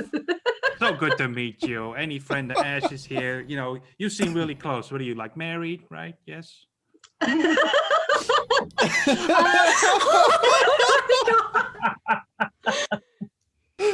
Tom. The woman takes it in stride. She laughs in that very terribly attractive way. And she looks at Asher and smiles, and she says, "Oh, we're a bit of an item. I wouldn't Clearly say much more than soulmates. that." Clearly. Right? Joe, come on, don't be rude. Come say hi. Asher's Joe. the one that jumps in when you say soulmates, and Asher's like, "Yeah, no, I totally love her. It's like she's just helped me through so much and stuff like that." And then looks at Hannah and is like, "Yeah, lots changed, but I still love you." Oh, sorry. This is not Faye. This is me. Yeah. Mare is just not like Faye. inching over towards Mao, and it's just like, this is awkward. This is awkward, right? Like, I feel like this is awkward. Mal leans over and is like, "Yeah." It's good to Faye. catch up with like old friends that, you know, and, you know, see each other once in a, you know, like a decade. The woman Catch up. does shake your hand, and you find that she is very solid. You cannot move through her. Oh, me? Yes, when you shake hands with her. Huh. While this is happening, I'm gonna not so subtly like elbow Mare to let her know that something's not quite right. Mare just sort of like discreetly makes Faye aware of the fact that she's got her wand in her hand, and she's like, "No, I know this is really weird." Joe's gonna probably be like, I'm so glad that you haven't been alone this whole time. Asher links arms with you, Joe, and takes you to the table. And when your back is to that woman again, you get the distinct watch yourself vibe again. Like that jealousy, that meanness. And Tom, you watch this woman as she watches both of them go to the table. And she looks at you, and only to you, and very quietly makes a comment that is along the lines of like, "It's such a shame when people come along and we lose our friends to them." And then she walks to the table herself. I'll float beside her and be like, I don't know. Like, she's never mentioned this Asher guy before. It's a dude, right? Or I don't know, actually. Joe, you'd have to tell me. Gender neutral. Cool. A friend. she's never mentioned this Asher person. So I don't know. I don't like. Are they close? What's going on? Oh, from what? And she just gently pats your shoulder as you're walking with her. She says, "And from what I've gathered is that the two were very close. once upon a time, way back when, before things Old got flame. so dire. Mm. Yeah. And she just like, you get where I'm going, right? Over to the table. Yes. I love Tom so much. Mao is like fidgeting towards the back with Mare and Faye, just like, I feel kind of nauseous. What about you guys? No, it's definitely nauseating. This new person seems kind of mean. Talking about the one that doesn't have a name yet. um, and I think with that, Mare will like swoop smoke over to where Joe is, just like poof, and reappear next to Joe, and just kind of goes, "If you need me to like turn her into a block of ice or anything, just let me know." And then swoops back away, back over to Faye and Mao. Joe is just holding Asher's hand for dear life. Asher introduces you to the other people at the table, and they seem to be lucid dreamers just like you. There are 2 men and 1 woman. And they're about as stereotypical team party as you get. Like there's the one of the men has like big glasses, and the other man is like has a huge sword strapped to the back of his shoulder, and the woman looks kind of like a spellcaster. A D&D party. Yes, yes. So Mare where does just Asher sees- fit into that whole setup? Well, say that one more time. Well, they're a team. Where does Asher fit in? Asher's actually kind of the one that doesn't really aesthetically fit. I mean, if you had to put a stereotype, Asher would also be like the mechanic tinkerer that Joe is for us. Right, but they don't fit with the No. others. They do not fit the aesthetic. Scrappy Doo. Yeah, Yeah. someone doesn't belong. Get left behind. It's fine. It happens. Mare is just looking around the room and just kind of under her breath just goes, "Oh God, it's Comic-Con all over again." What's actually on the table? There are actually, can I have you roll sharp for that? Yeah, because I do need something from the table. So 4, no clue. I'm far too distracted by the hand holding stuff. Whatever is going on here. In your peripheral vision, though, all you could see is really the chinaware on the table. So Yeah, that that's not going to helps. work. Okay. Oops, cups. I don't need cups. I don't drink. I'm dead.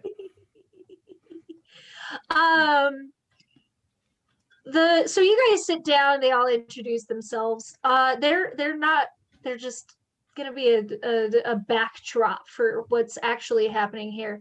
But the Asher's romantic partner sits down on the other side of Asher and just garishly puts like an arm around them, plays with their hair, and has not taken their eyes off of you for one moment, Hannah. And you begin to feel a lot like you know that sensation of being watched when nobody's in the room. It's Mhm. like an uncomfortable version of that, like too much eye contact, but that they're watching you in a strange, hungry kind of way. And Faye, you would also pick up on the predatory vibe, very animal, predatory. Faye, can I also have you roll sharp? Okay, well, since I've picked up on this predatory thing, I think Faye's gonna start like growling really low in their throat, like Okay. sharp. Yes, please. Joe 110% does not deserve good friends. All right. So you don't really get to see too much other than the body language, which is also very animal. That this woman shows, like, she is clearly like marking and claiming her territory, and that there is something off about this woman, but in a way that you can't put your finger on. But the general air is just like discomfort, strange. um and at one point during your conversation, while you're not really talking about anything, like, you're all talking and having a conversation, but when you think about it, nothing's actually being said. The woman leans across Asher and kind of like gives your cheek a little, like a pinch, and is like, you are just the cutest, I could eat you up. And Asher gets really still when this is said, and is just like, oh, um but doesn't say anything else. Joe is just like progressively squeezing harder. Does anybody else add to this not conversation? Faye's still gonna be growling, like that, just making that noise. Okay.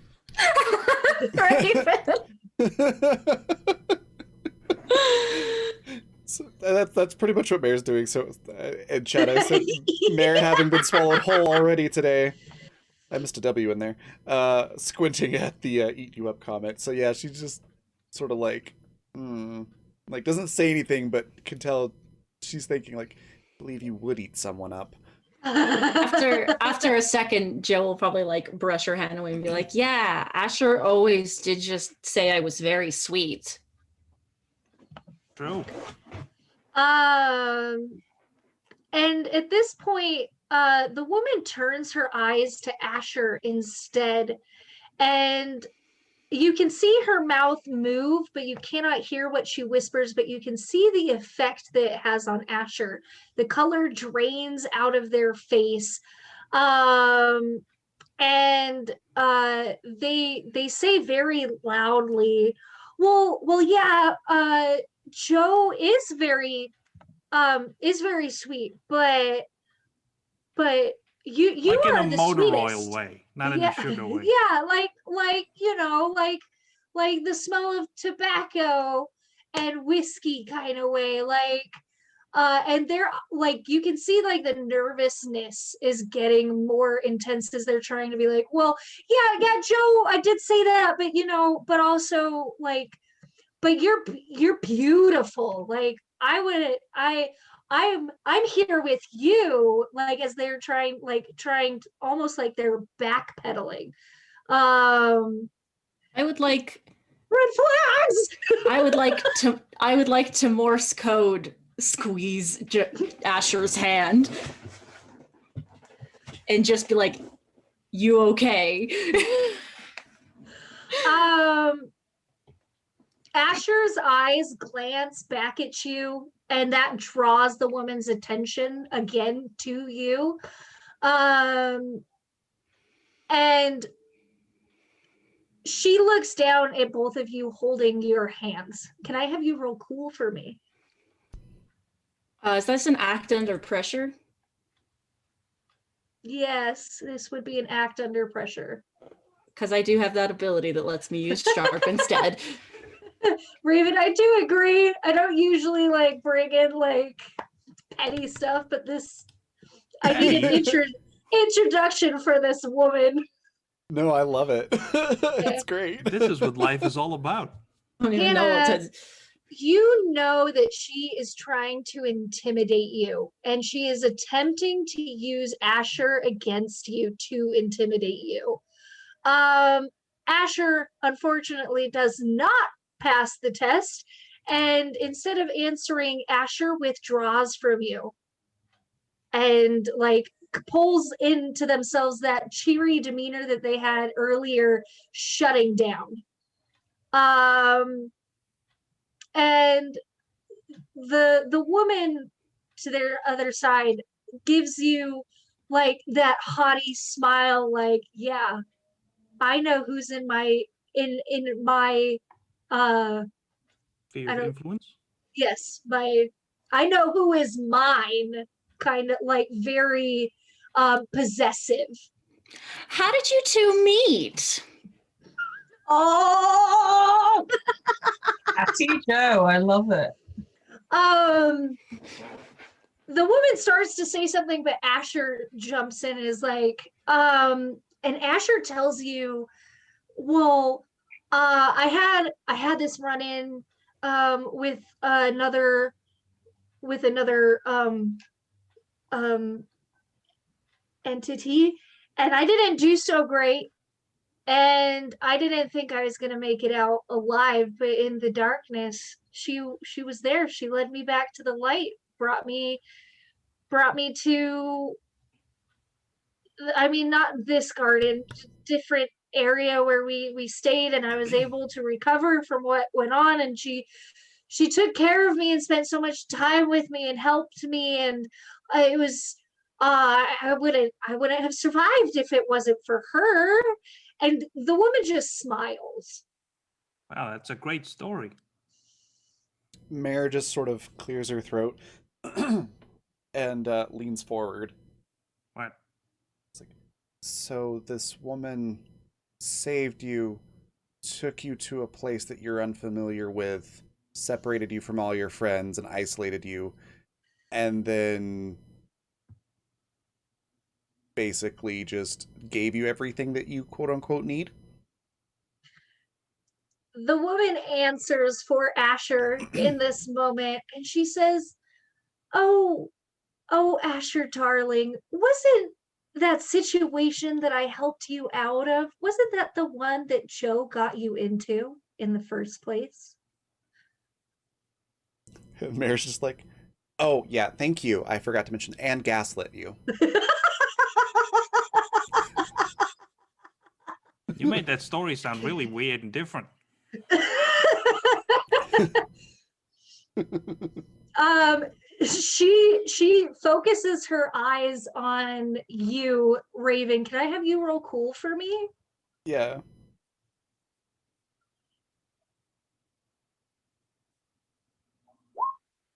Jeez. Wow, you're intimidated. I'm sorry. This woman, all she has to do is look at you, and you can decide in what manner she's intimidating to you, because she's very attractive. She's very intense. She's also very mean, as we've all come to find out. Like all pretty people. Yes. Bunch of jerks. She does not Okay. carry the same vibe that Sophie did earlier. Um, yeah, I think Mare's just gonna be like, okay, you're there's definitely some bite behind this facade, so maybe the direct approach isn't the best one. You're absolutely right.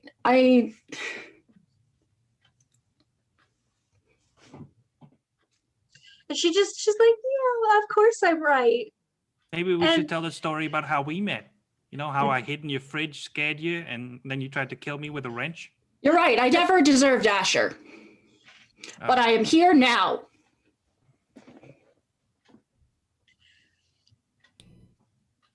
Tom, your friend has interrupted you with a different story. Yeah, hurtful. Very mean. Okay. Asher looks surprised at you, and a little bit sad. And the woman says, now that her attention is back on you for Mare, she says, and what makes you think that you deserve Asher's attention now? What have you done that constitutes the ability for you to walk into this as you are? Faye's gonna say, surely Asher can talk for themselves.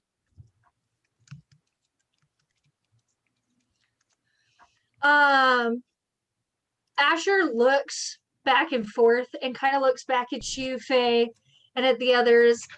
And Asher very quietly, and with the distinct impression that this is not what they want to say, says, well, Joe, she's right. And they, like, you can see them pulling into themselves, like shutting down. They can't do the thing.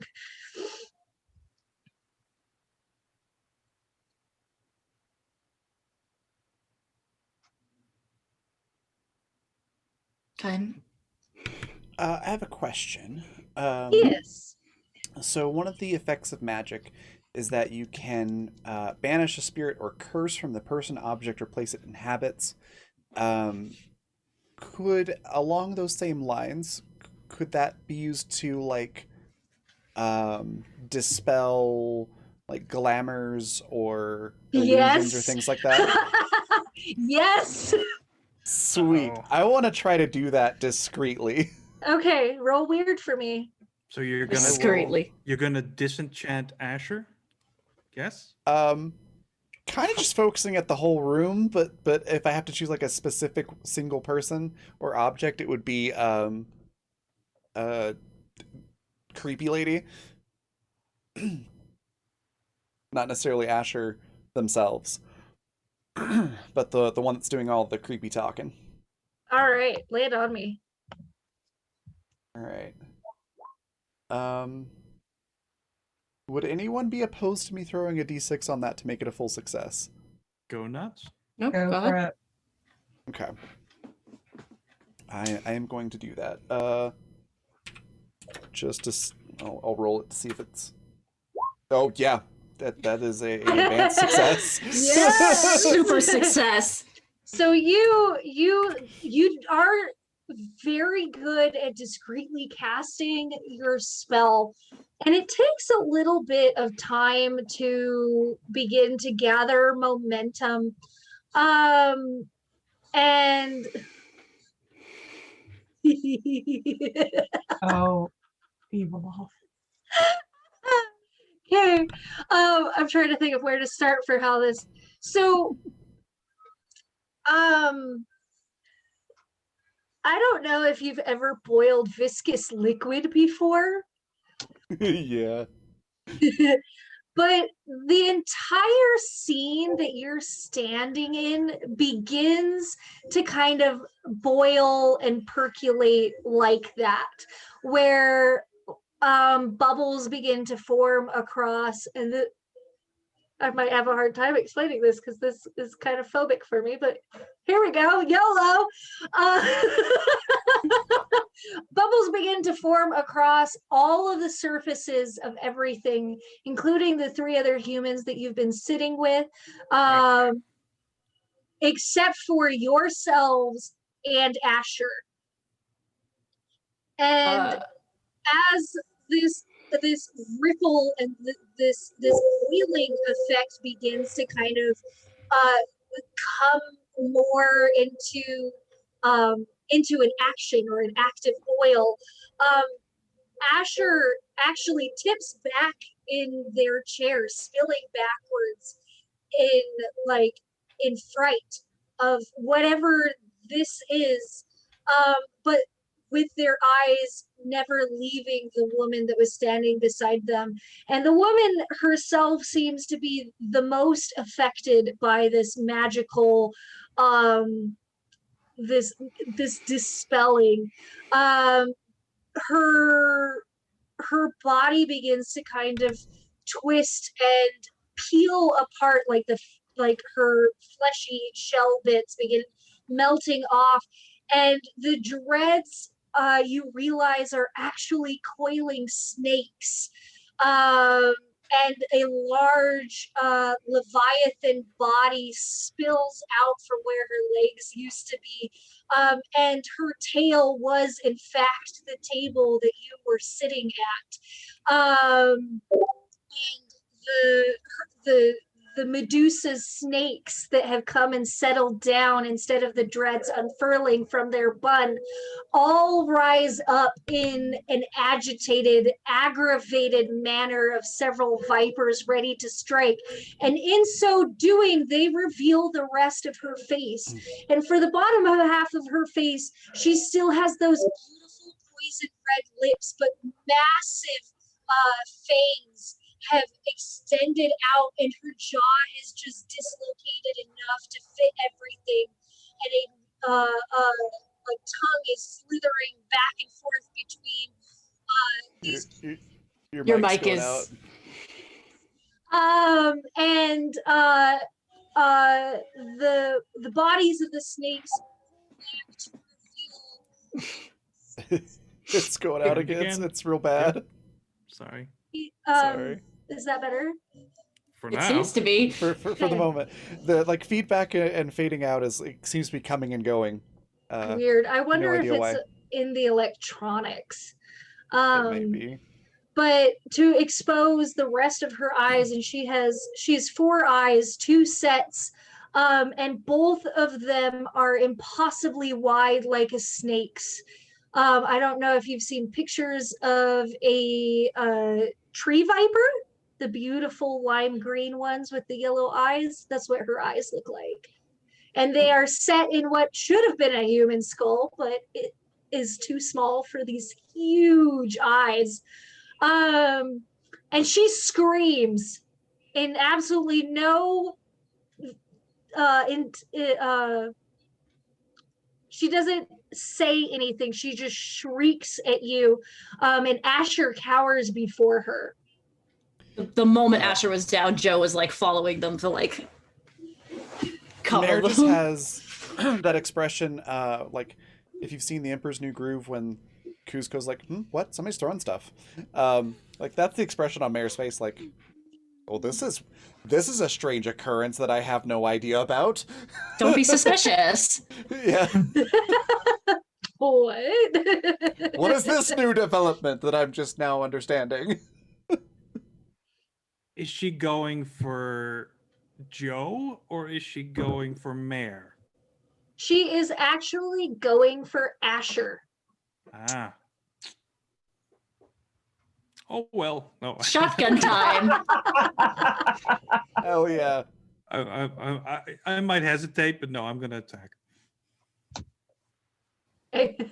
Everybody's on board for attacking. Yep. Felier, Oh, yeah. your suspicions were correct. Mm-hmm. Because so between you and Mare, you will be the ones that are able to go first because you anticipated something happening. And you will get to attack before she attacks. Since Mare cast her spell, let's start with Faye. I was about to suggest the same thing. Oh, good. Quick question. Did I heal back up last time? I forgot to ask. You did, yes. Good. We healed you. Yes, I thought as much, but I thought I'd double check. Okay, my trusty snake with the cold snake on my arm is going to turn into my razor whip. Let's try again. Fight snakes with snakes. Is Right. that the best weapon? The snake? Roll to kick some ass. I think actually we could use a mongoose. Or Mongooses. Markor. They're the goat. I was thinking that actually. Markors eat snakes. Oh, great. You're not allowed to fight anymore. Why do I suck so bad? My goodness. Why do I suck so bad? I mean, you could use. You guys got 2d6s left, Yeah. or luck, or I'm not using luck again. okay. Or you could tell me how you painfully hurt yourself once more. Can I use one of the D6s? Because Yeah. for an Absolutely. angel, I suck. Absolutely. Hard when your snake keeps There we attacking go. you instead. There we go. Yeah. You are able to deal full damage to them. You can describe how you attack or whatever you want. Well, my snake turns into my razor whip and I smack her straight in that weird, snaky human face. Valid. All right. And then Tom and then Joe.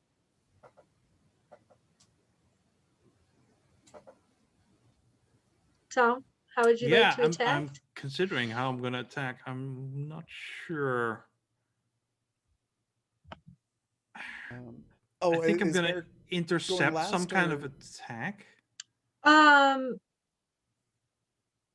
My brain is not working. It's okay. Mayor can I'm go. fine with either way. I just wasn't sure if I was going right after Faye or going last. I'm good either way, though. I wasn't sure either, to be perfectly honest with you. All right, I can go later Uh, since I did all the dispel stuff. Yeah, let's do that. Just making sure I'm on the same page. Sorry. You're good. Yeah, I'm gonna put myself in between like the two of them and Medusa, and whatever she's gonna use to attack is gonna hit me, and I'm gonna try to block it. So that's my move. Okay, It's not cool. really an attack; it's a defend action. So when she attacks, I'll have you roll appropriately for that. Yes. Joe, you're on the ground with Asher, I assume. Mm-hmm. What would you like to do? Are you attacking, or It's actually what's an your action. plan? This bitch is getting a shotgun to the face. Roll to kick some ass. I actually will do a precise strike. Yes. Yes.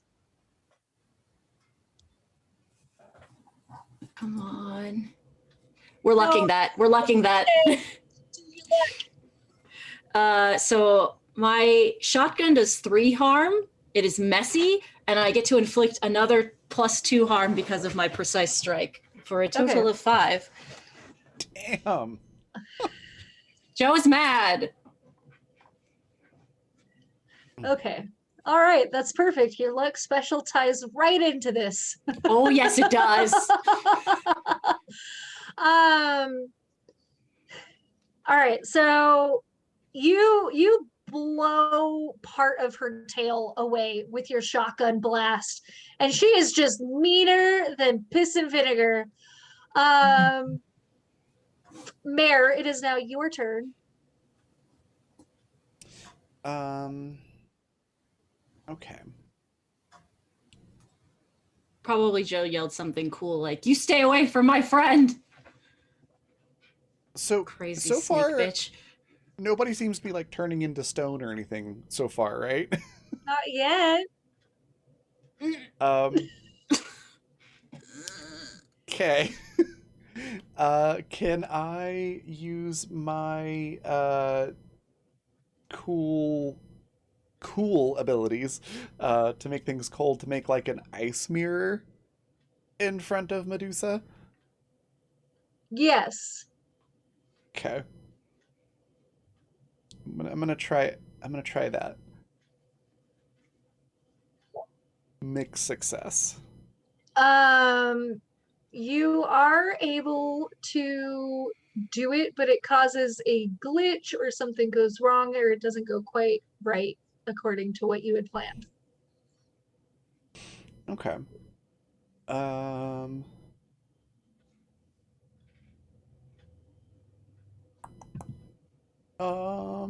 I am good with this causing me harm, if that is okay to use that glitch.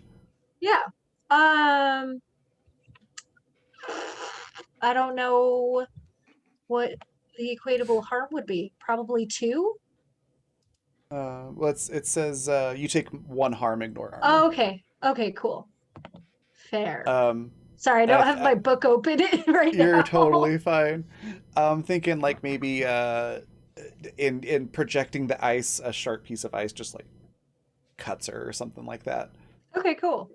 But this mirror pops up, and she was coiling to get ready to attack, and encounters this mirror. It seems to have a different effect. It doesn't operate quite like the mythology that you know of the Gorgons. But she does seem, instead of going after Joe and Asher like she looked like she had been intending to do so, she seems very enamored with her reflection. Oh, so we're actually dealing with narcissists.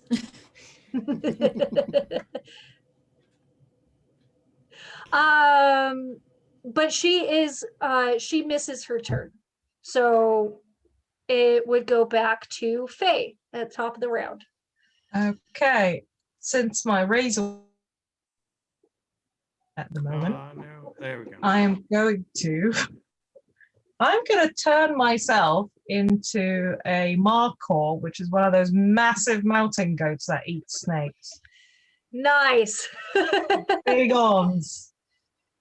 Perfect. I'm gonna have you roll weird for this since it's huge. Yeah.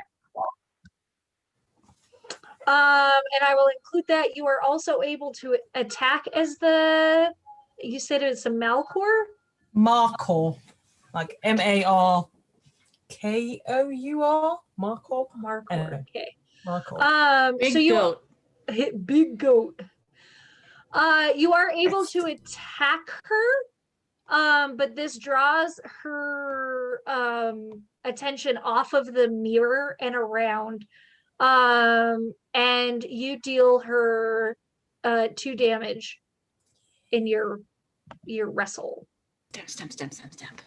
Oomph. And then Tom, are you still holding action? Well, I used the protect someone action, which is an action, and I did really That's well right. on that. You Which, did. you know, assuming she skips her turn is kind of a waste. But so I'll just stay with that, I think. Okay, we'll hold on to that. Joe, do you just fire off? Is it a double-barreled shotgun? It just says shotgun, so yeah, sure. I believe a shotgun has 4 rounds in it, so you can fire again without reloading. Yeah, here we go.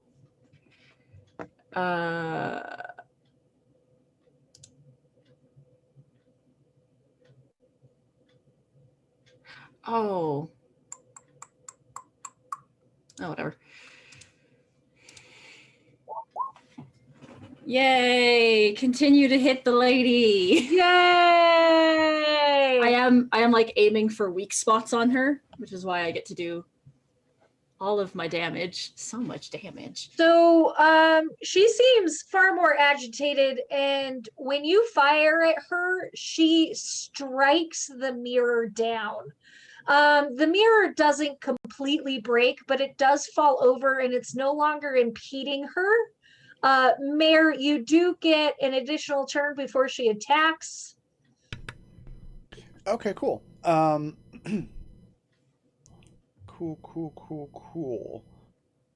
Well, Now you're doing it.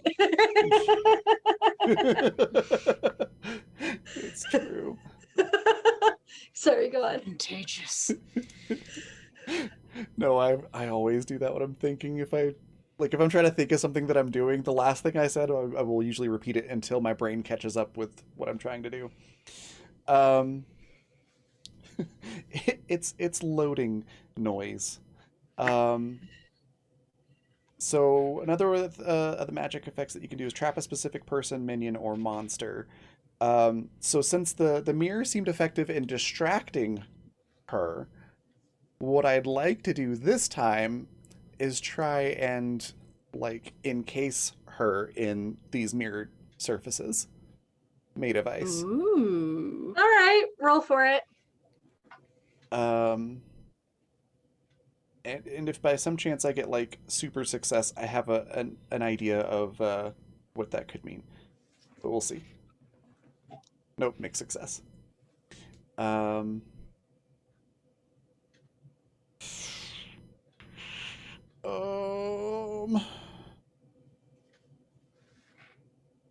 don't know what glitch to choose. Would you like me to choose for you? No. Valid. How about a problematic side effect? Okay. Do you want me to choose the side effect? Sure. Um, brain work, please. Okay. You cast this, and this box of reflective ice surrounds Medusa. Unfortunately, she is a little bit onto your games now. And she seems more enraged. I mean, with intermittent, like, oh, look how hot I am. Kind of like body language. I am so hot when I'm angry. Um, and but the it's a glitch, right? The glitch that you experience, that's what you chose? Or something Yeah. goes wrong? Problematic side effect. It's a problematic side effect. So So like it works, but something else also happens that's problematic. my brain is chugging through molasses right now. Side effect. I have a suggestion if you'd like. Bring it. Perhaps a Mare gets a little too overzealous with the ice and accidentally freezes her feet in place. That's for what I was actually thinking. I was X like, amount of "God, X amount of turns. all right, so parts of you are encased in ice.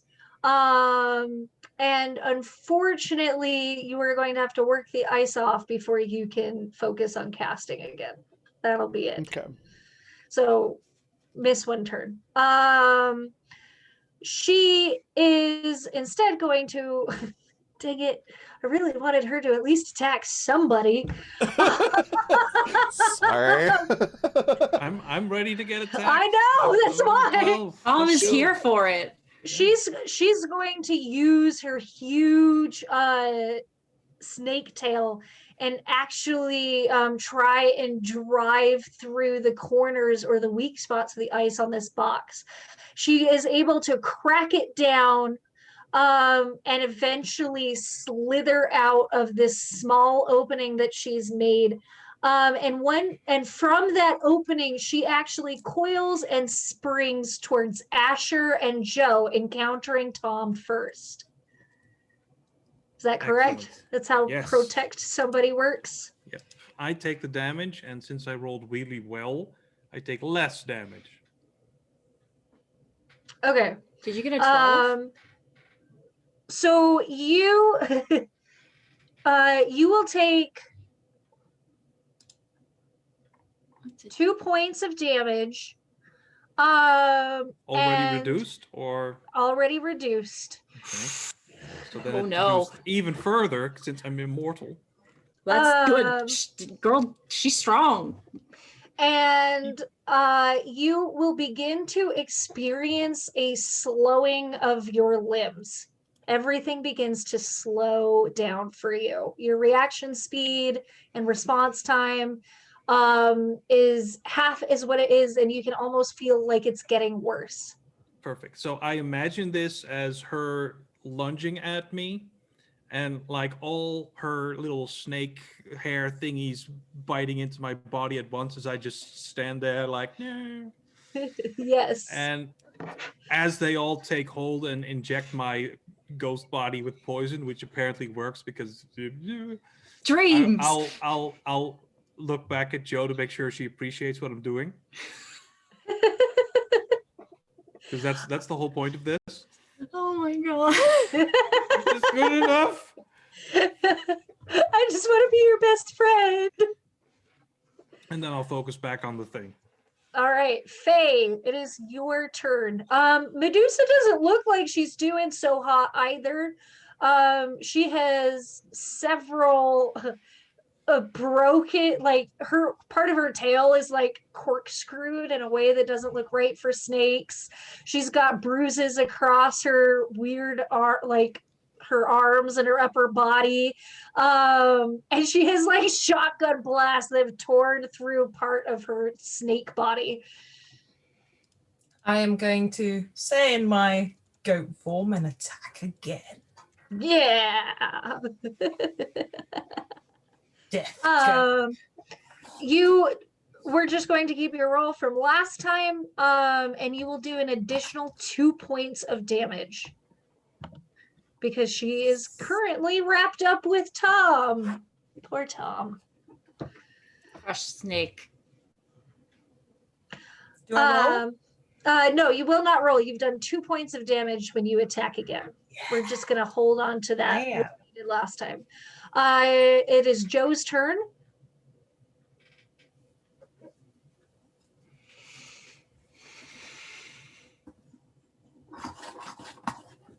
I kind of want to point blank her now that she's like attached to Tom. I have to make sure I don't hit Tom. Yeah. Not that I'm sure my shotgun can do anything, but I would rather not risk it. All right. You may give it a shot. I am, because it's you're doing a point blank shot on her. I am gonna. Well, like, but the shotgun is close. Yeah, it's there, but like I assume you mean like muzzle to body. All right. Sure. Yeah. Okay. Please, Joe. Please do good, cool things. That's acceptable. You know what? I'll take it. All right. So, you go.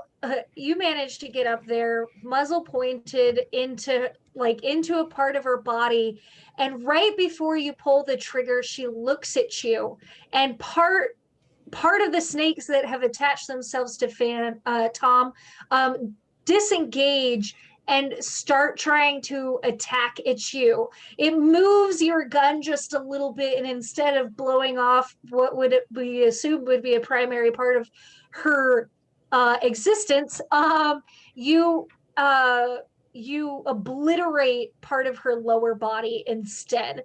And she is going to retaliate by slashing at you once and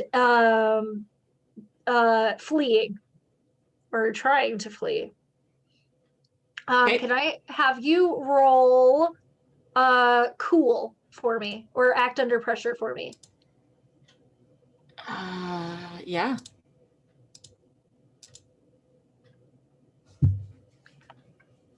Okay, mixed. So you don't quite get out of the way of her swiping at you, but you don't take any major damage. Like I wouldn't say you even took 1 point of damage, but you do get the effects of her poison.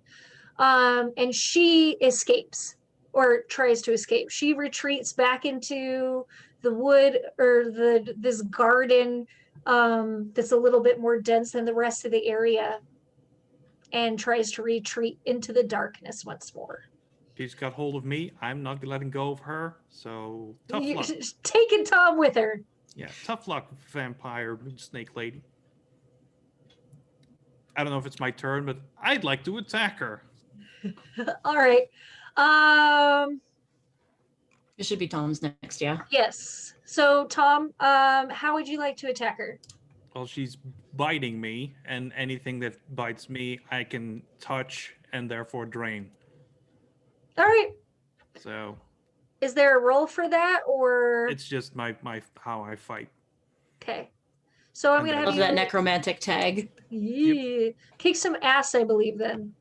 Oh, he has kicked her ass. Yep. Oh yeah, I see that. Sorry. There we go. That is 2 harm, intimate life drain, and I am fully healed. Yay!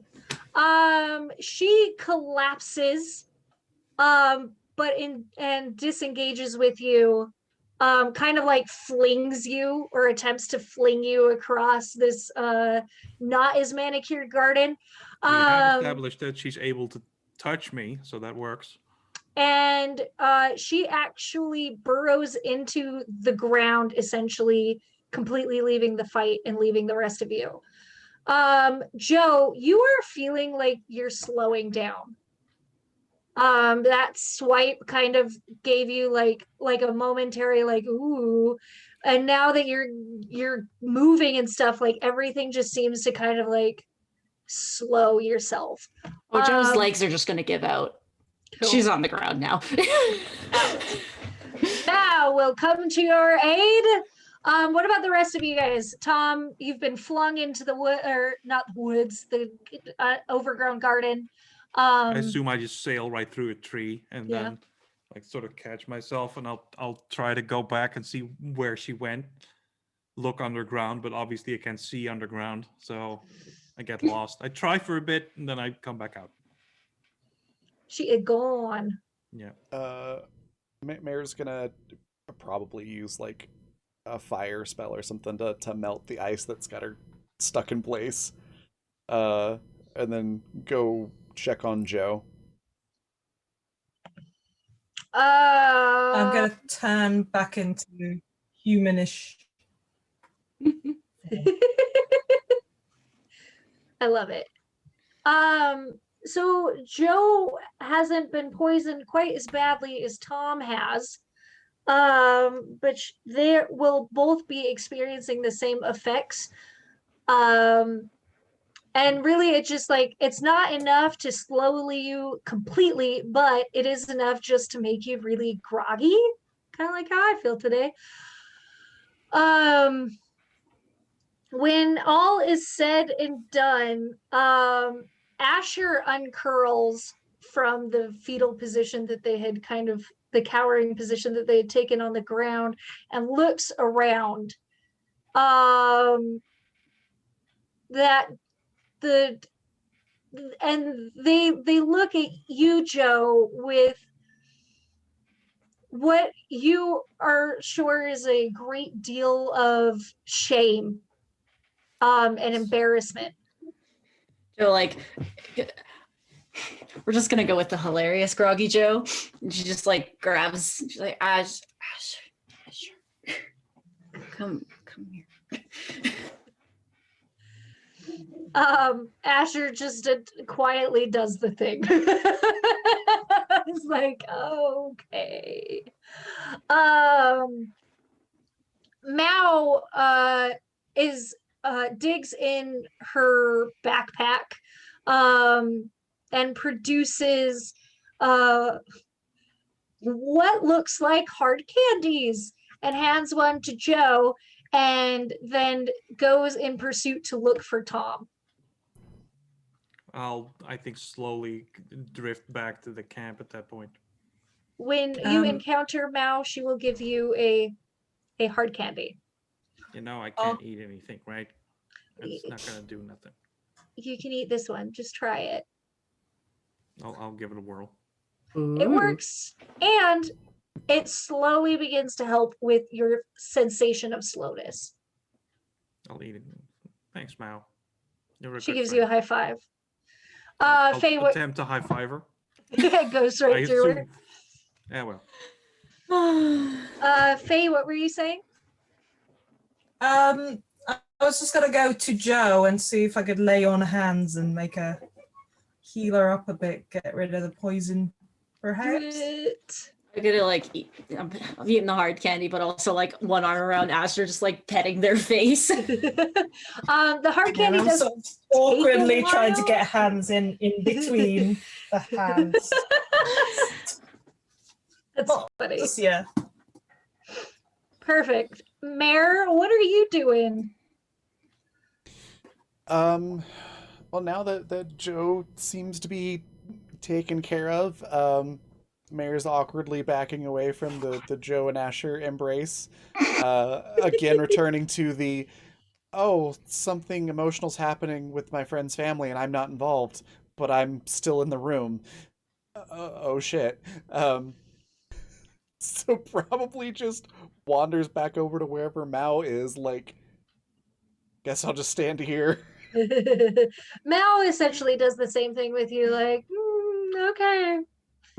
Oh, and when everybody has gathered back together, Mao puts a finger up and is like, nah, hey, well, I think I know where there's a volcano. Okay. What? I mean, Mayor I just think I does the, know how to like- get to a volcano.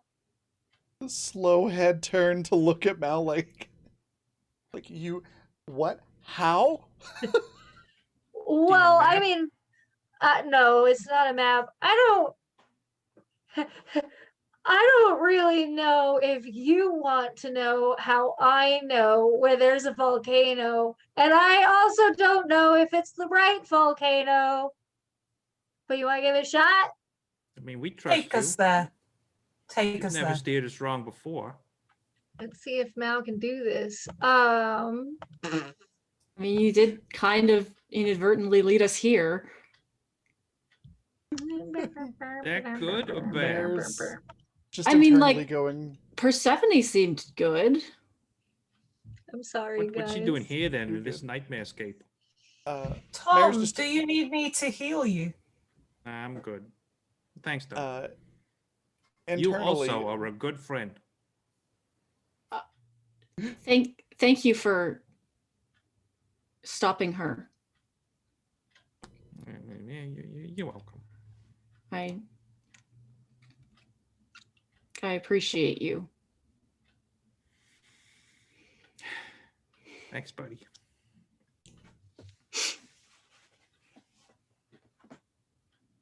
That's so He sweet. slowly backs away from in between them.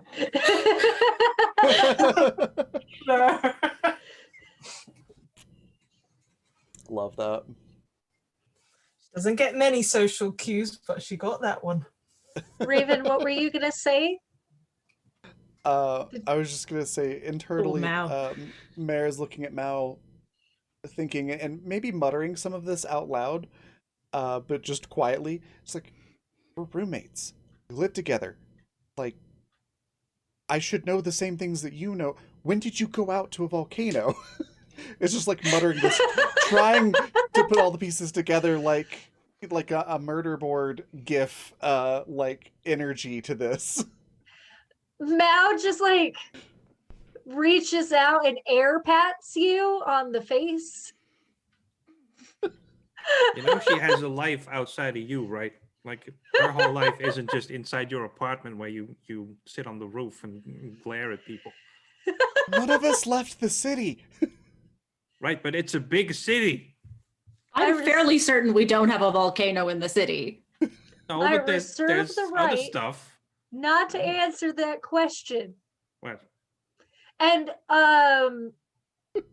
Mayor bends down and in the cobblestones with a finger traces some manner of Lovecraftian eldritch runes across everything. But she did very not well. And the moment no. that she finishes doing that, a swirling black vortex opens you up. Many tentacles reach out, grabs everybody, and drags them inside. Is this And- supposed to? Why do we keep Mao again? Why? But that's where we're going to end for today. Fantastic. I love that. Oh, Mal. Yep, this is the best. Fantastic. Leave the runes to me. I want next episode. I want next episode now, just so Me I can too. say to Asher, like, "Oh, you're here? Okay, I guess you're Oh, I cool. guess you're still here. yes, right, Oh, that's another NPC for me to forget about. yep." Because we already Tom's did in just- this last little bit. I'm sorry. Tom's I just didn't gonna be expect you to like, have to hold them. No, you're good. You're good. So I was just gonna be like, yeah, this is great. We got Joe, we got Faye, we've got Mare, and oh yeah, I guess this Asher person's here. I guess we have more You're- stuff to I be that's guess. able to be carried. You can hold these 2 books. Oh goodness. That was fantastic. Before Yep. we go on a raid, I'm gonna let everybody say what their favorite part was, where we can find them next, and anything else they'd like to share or plug. While we're doing that, in chat, be thinking of what our raid cry should be for this episode, and let us know in chat what you think. And let's start with Yaz. What was your favorite part? Where can folks find you? And anything else you'd like to share? I can't pick a favorite part, guys. I can't. It's all so great. Everyone's so awesome. No, I can't pick a favorite part. Sorry, brain's not working. Checked out. No It was all worries. amazing. You guys are all great, and I appreciate you putting up with the fact that I can't think straight. No, Um, Fine. you are amazing no You- matter what. It takes. I Uh, have been loving this adventure. um, I'm just gonna put my shop link in the comments chat again because I also don't have the brain bandwidth to regurgitate what To I plug do. yourself. Yeah. Okay. No worries. And Find we her want you to at click on the link. link. Because yes, it's awesome. Cheers. Yeah. Hannah, what was your favorite part? Where can folks find you, and anything else you'd like to share? I loved. I feel like I've got like it's like a toss up between I love Tom. Insert. He's like, and I'm Joe's best friend. It's just so wonderful. And then Mare like very calmly being like, "Oh, so you isolated this person and gaslit them?" And That was very direct. oh, it Yes, was I so love it. good. Yeah. I love it. That's like, and that's the only way that you can handle somebody like that. And Yeah. Mhm. Mary's just the like, Goose is a oh, bitch." you're a cult leader. Got it.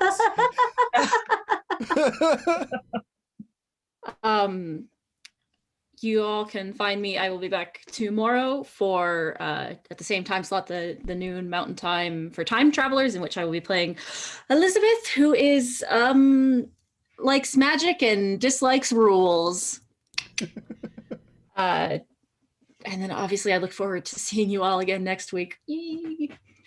Awesome.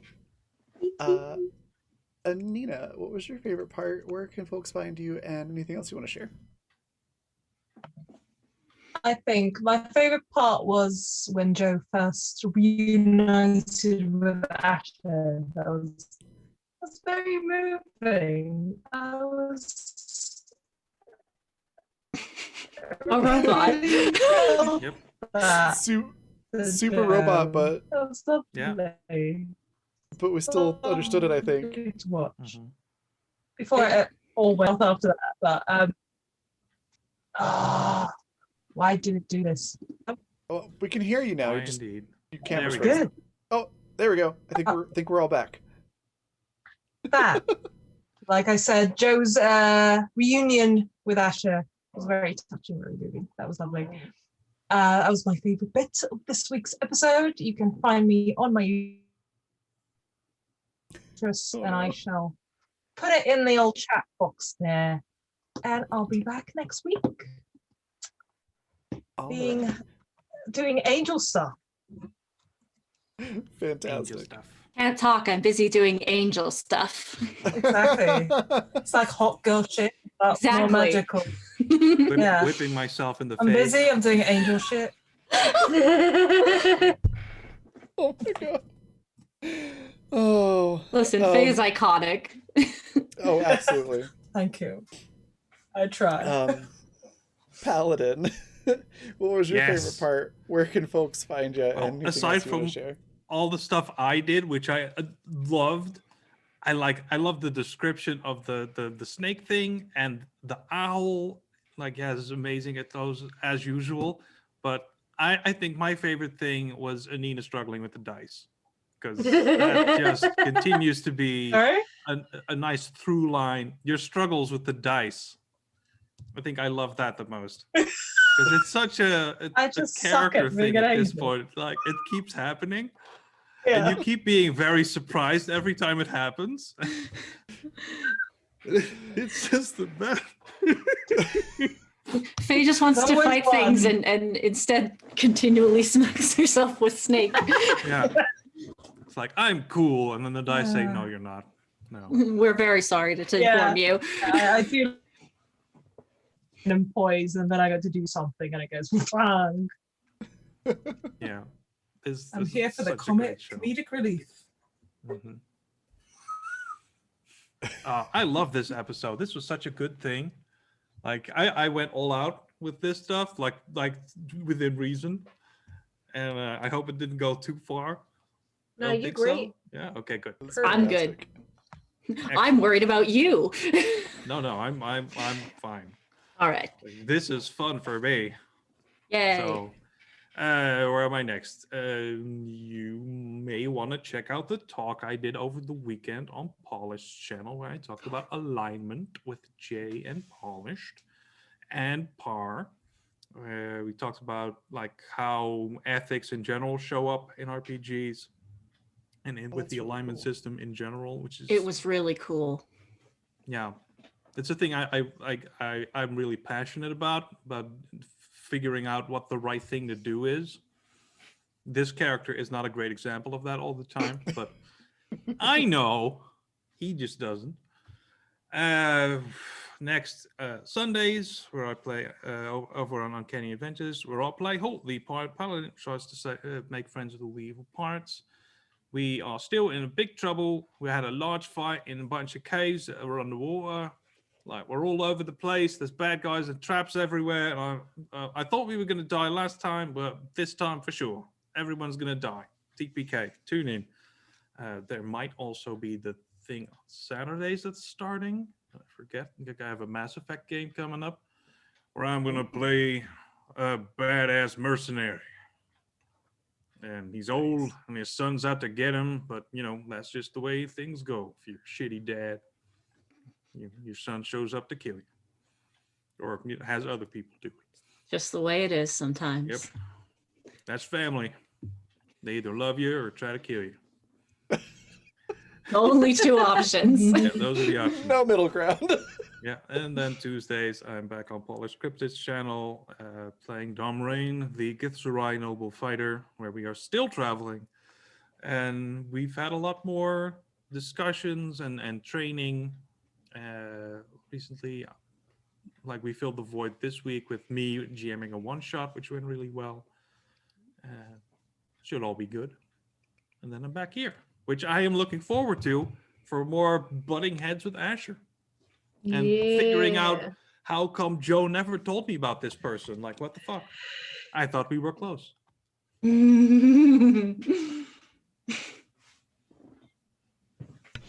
mean, that's fair. I don't think you can get closer than possessing somebody, so. Right? That's what I thought. That was to save my life. Yeah. Yeah. Even though he is sort of possessive otherwise as well, but not to that extent. See what you did there. That just leaves me. First, one thing I wanted to mention too, Anita, if it helps you feel any better, Pat on our water game has had the same luck with water, and I think got 6 nat 1s in one night. Wow. It's like the weekend curse. Oh no. Yeah, it was ridiculous. In my other campaigns, I'm never the person who maybe once in a blue moon roll a nat 1, and here apparently comedic relief. But you keep rolling your worst stat. Stop that. I'm here to entertain. Just do weird magic. Just so you know, you're not alone on the channel. the Roll20 curses visited others too. It'll be okay. It'll go away eventually. So what? Next week, Mayor's just gonna come over and take my snake off me and go, no, No more. no more. You have Just been replace banned. this whip with a wand. There you go. Problem solved. My favorite part, hard to choose just one, so I'm gonna list a couple of highlights. The random owl worm coming out of the book, and then I'm just like, you called me, and then all of a sudden Mare's swallowed whole. Like, that was just a constant barrage of like, I don't know what's about to happen. It was really cool. Yeah. And it gave me the perfect opportunity to be like, bibbity boppity, go fuck yourself. Which That was thing was just really fun. cool. Yeah. I'm slightly sad that we didn't get to see like the library and stuff inside of it, because that sounded really neat. But also, like, all of their reactions were very fitting for our characters, so I'm not that sad about it. I also really enjoyed all the stuff with Asher and Joe. and everybody else's reactions to that. So Tom being like, "Yeah, and I'm the best friend," just jumping in there, and Mare just standing back awkwardly, being like, "I don't understand jealousy in the first place, and I think this is awkward. Is this awkward?" And then getting confirmation of like, "Yes, this is awkward. Okay, I'm gonna be awkward over here." Um, and then oof, that Medusa villain is just oof. That was well written villain and Yep. very well portrayed. Hmm. I will enjoy thoroughly hunting that villain down and getting rid of her. We almost got her, I think. Almost. Yeah. But yeah, the whole thing was great. And I think I've definitely like this session definitely confirms it that Mare's like the super support character. It's just like, oh, something's happening. I'm gonna do something to support, which is not how I intended to make her when I started, but I'm pleasantly surprised by it how it just worked out. I really enjoy it. I love playing support characters in general, so it's worked out well. So yeah, that's favorite parts, but the whole thing was amazing. Too many favorite parts to summarize here. Where you can find me next will be ordinarily it would be later tonight at 6 p.m. Mountain Time. We usually have our Zweihander game on Friday nights, but unfortunately our GM isn't able to make it tonight, so we're going to be skipping that stream. So the next time you can find me will be tomorrow at noon Mountain Time. And well, I'll be there. You won't really find me, but I'll be there behind the scenes producing Time Travelers. And then again tomorrow at 6 p.m. Mountain Time, GMing Animus Absentus, which is we're Fantastic on. show. It is. I love that show so much. It's so much fun. We are halfway through season 3, so about a full year into this campaign, and the party just now is touching on like the main storyline. So it's getting Just really like fun. us. We're Yep. just like braziers. What? We're here Yep. looking for carrots. What's a and real? bread. What's a story?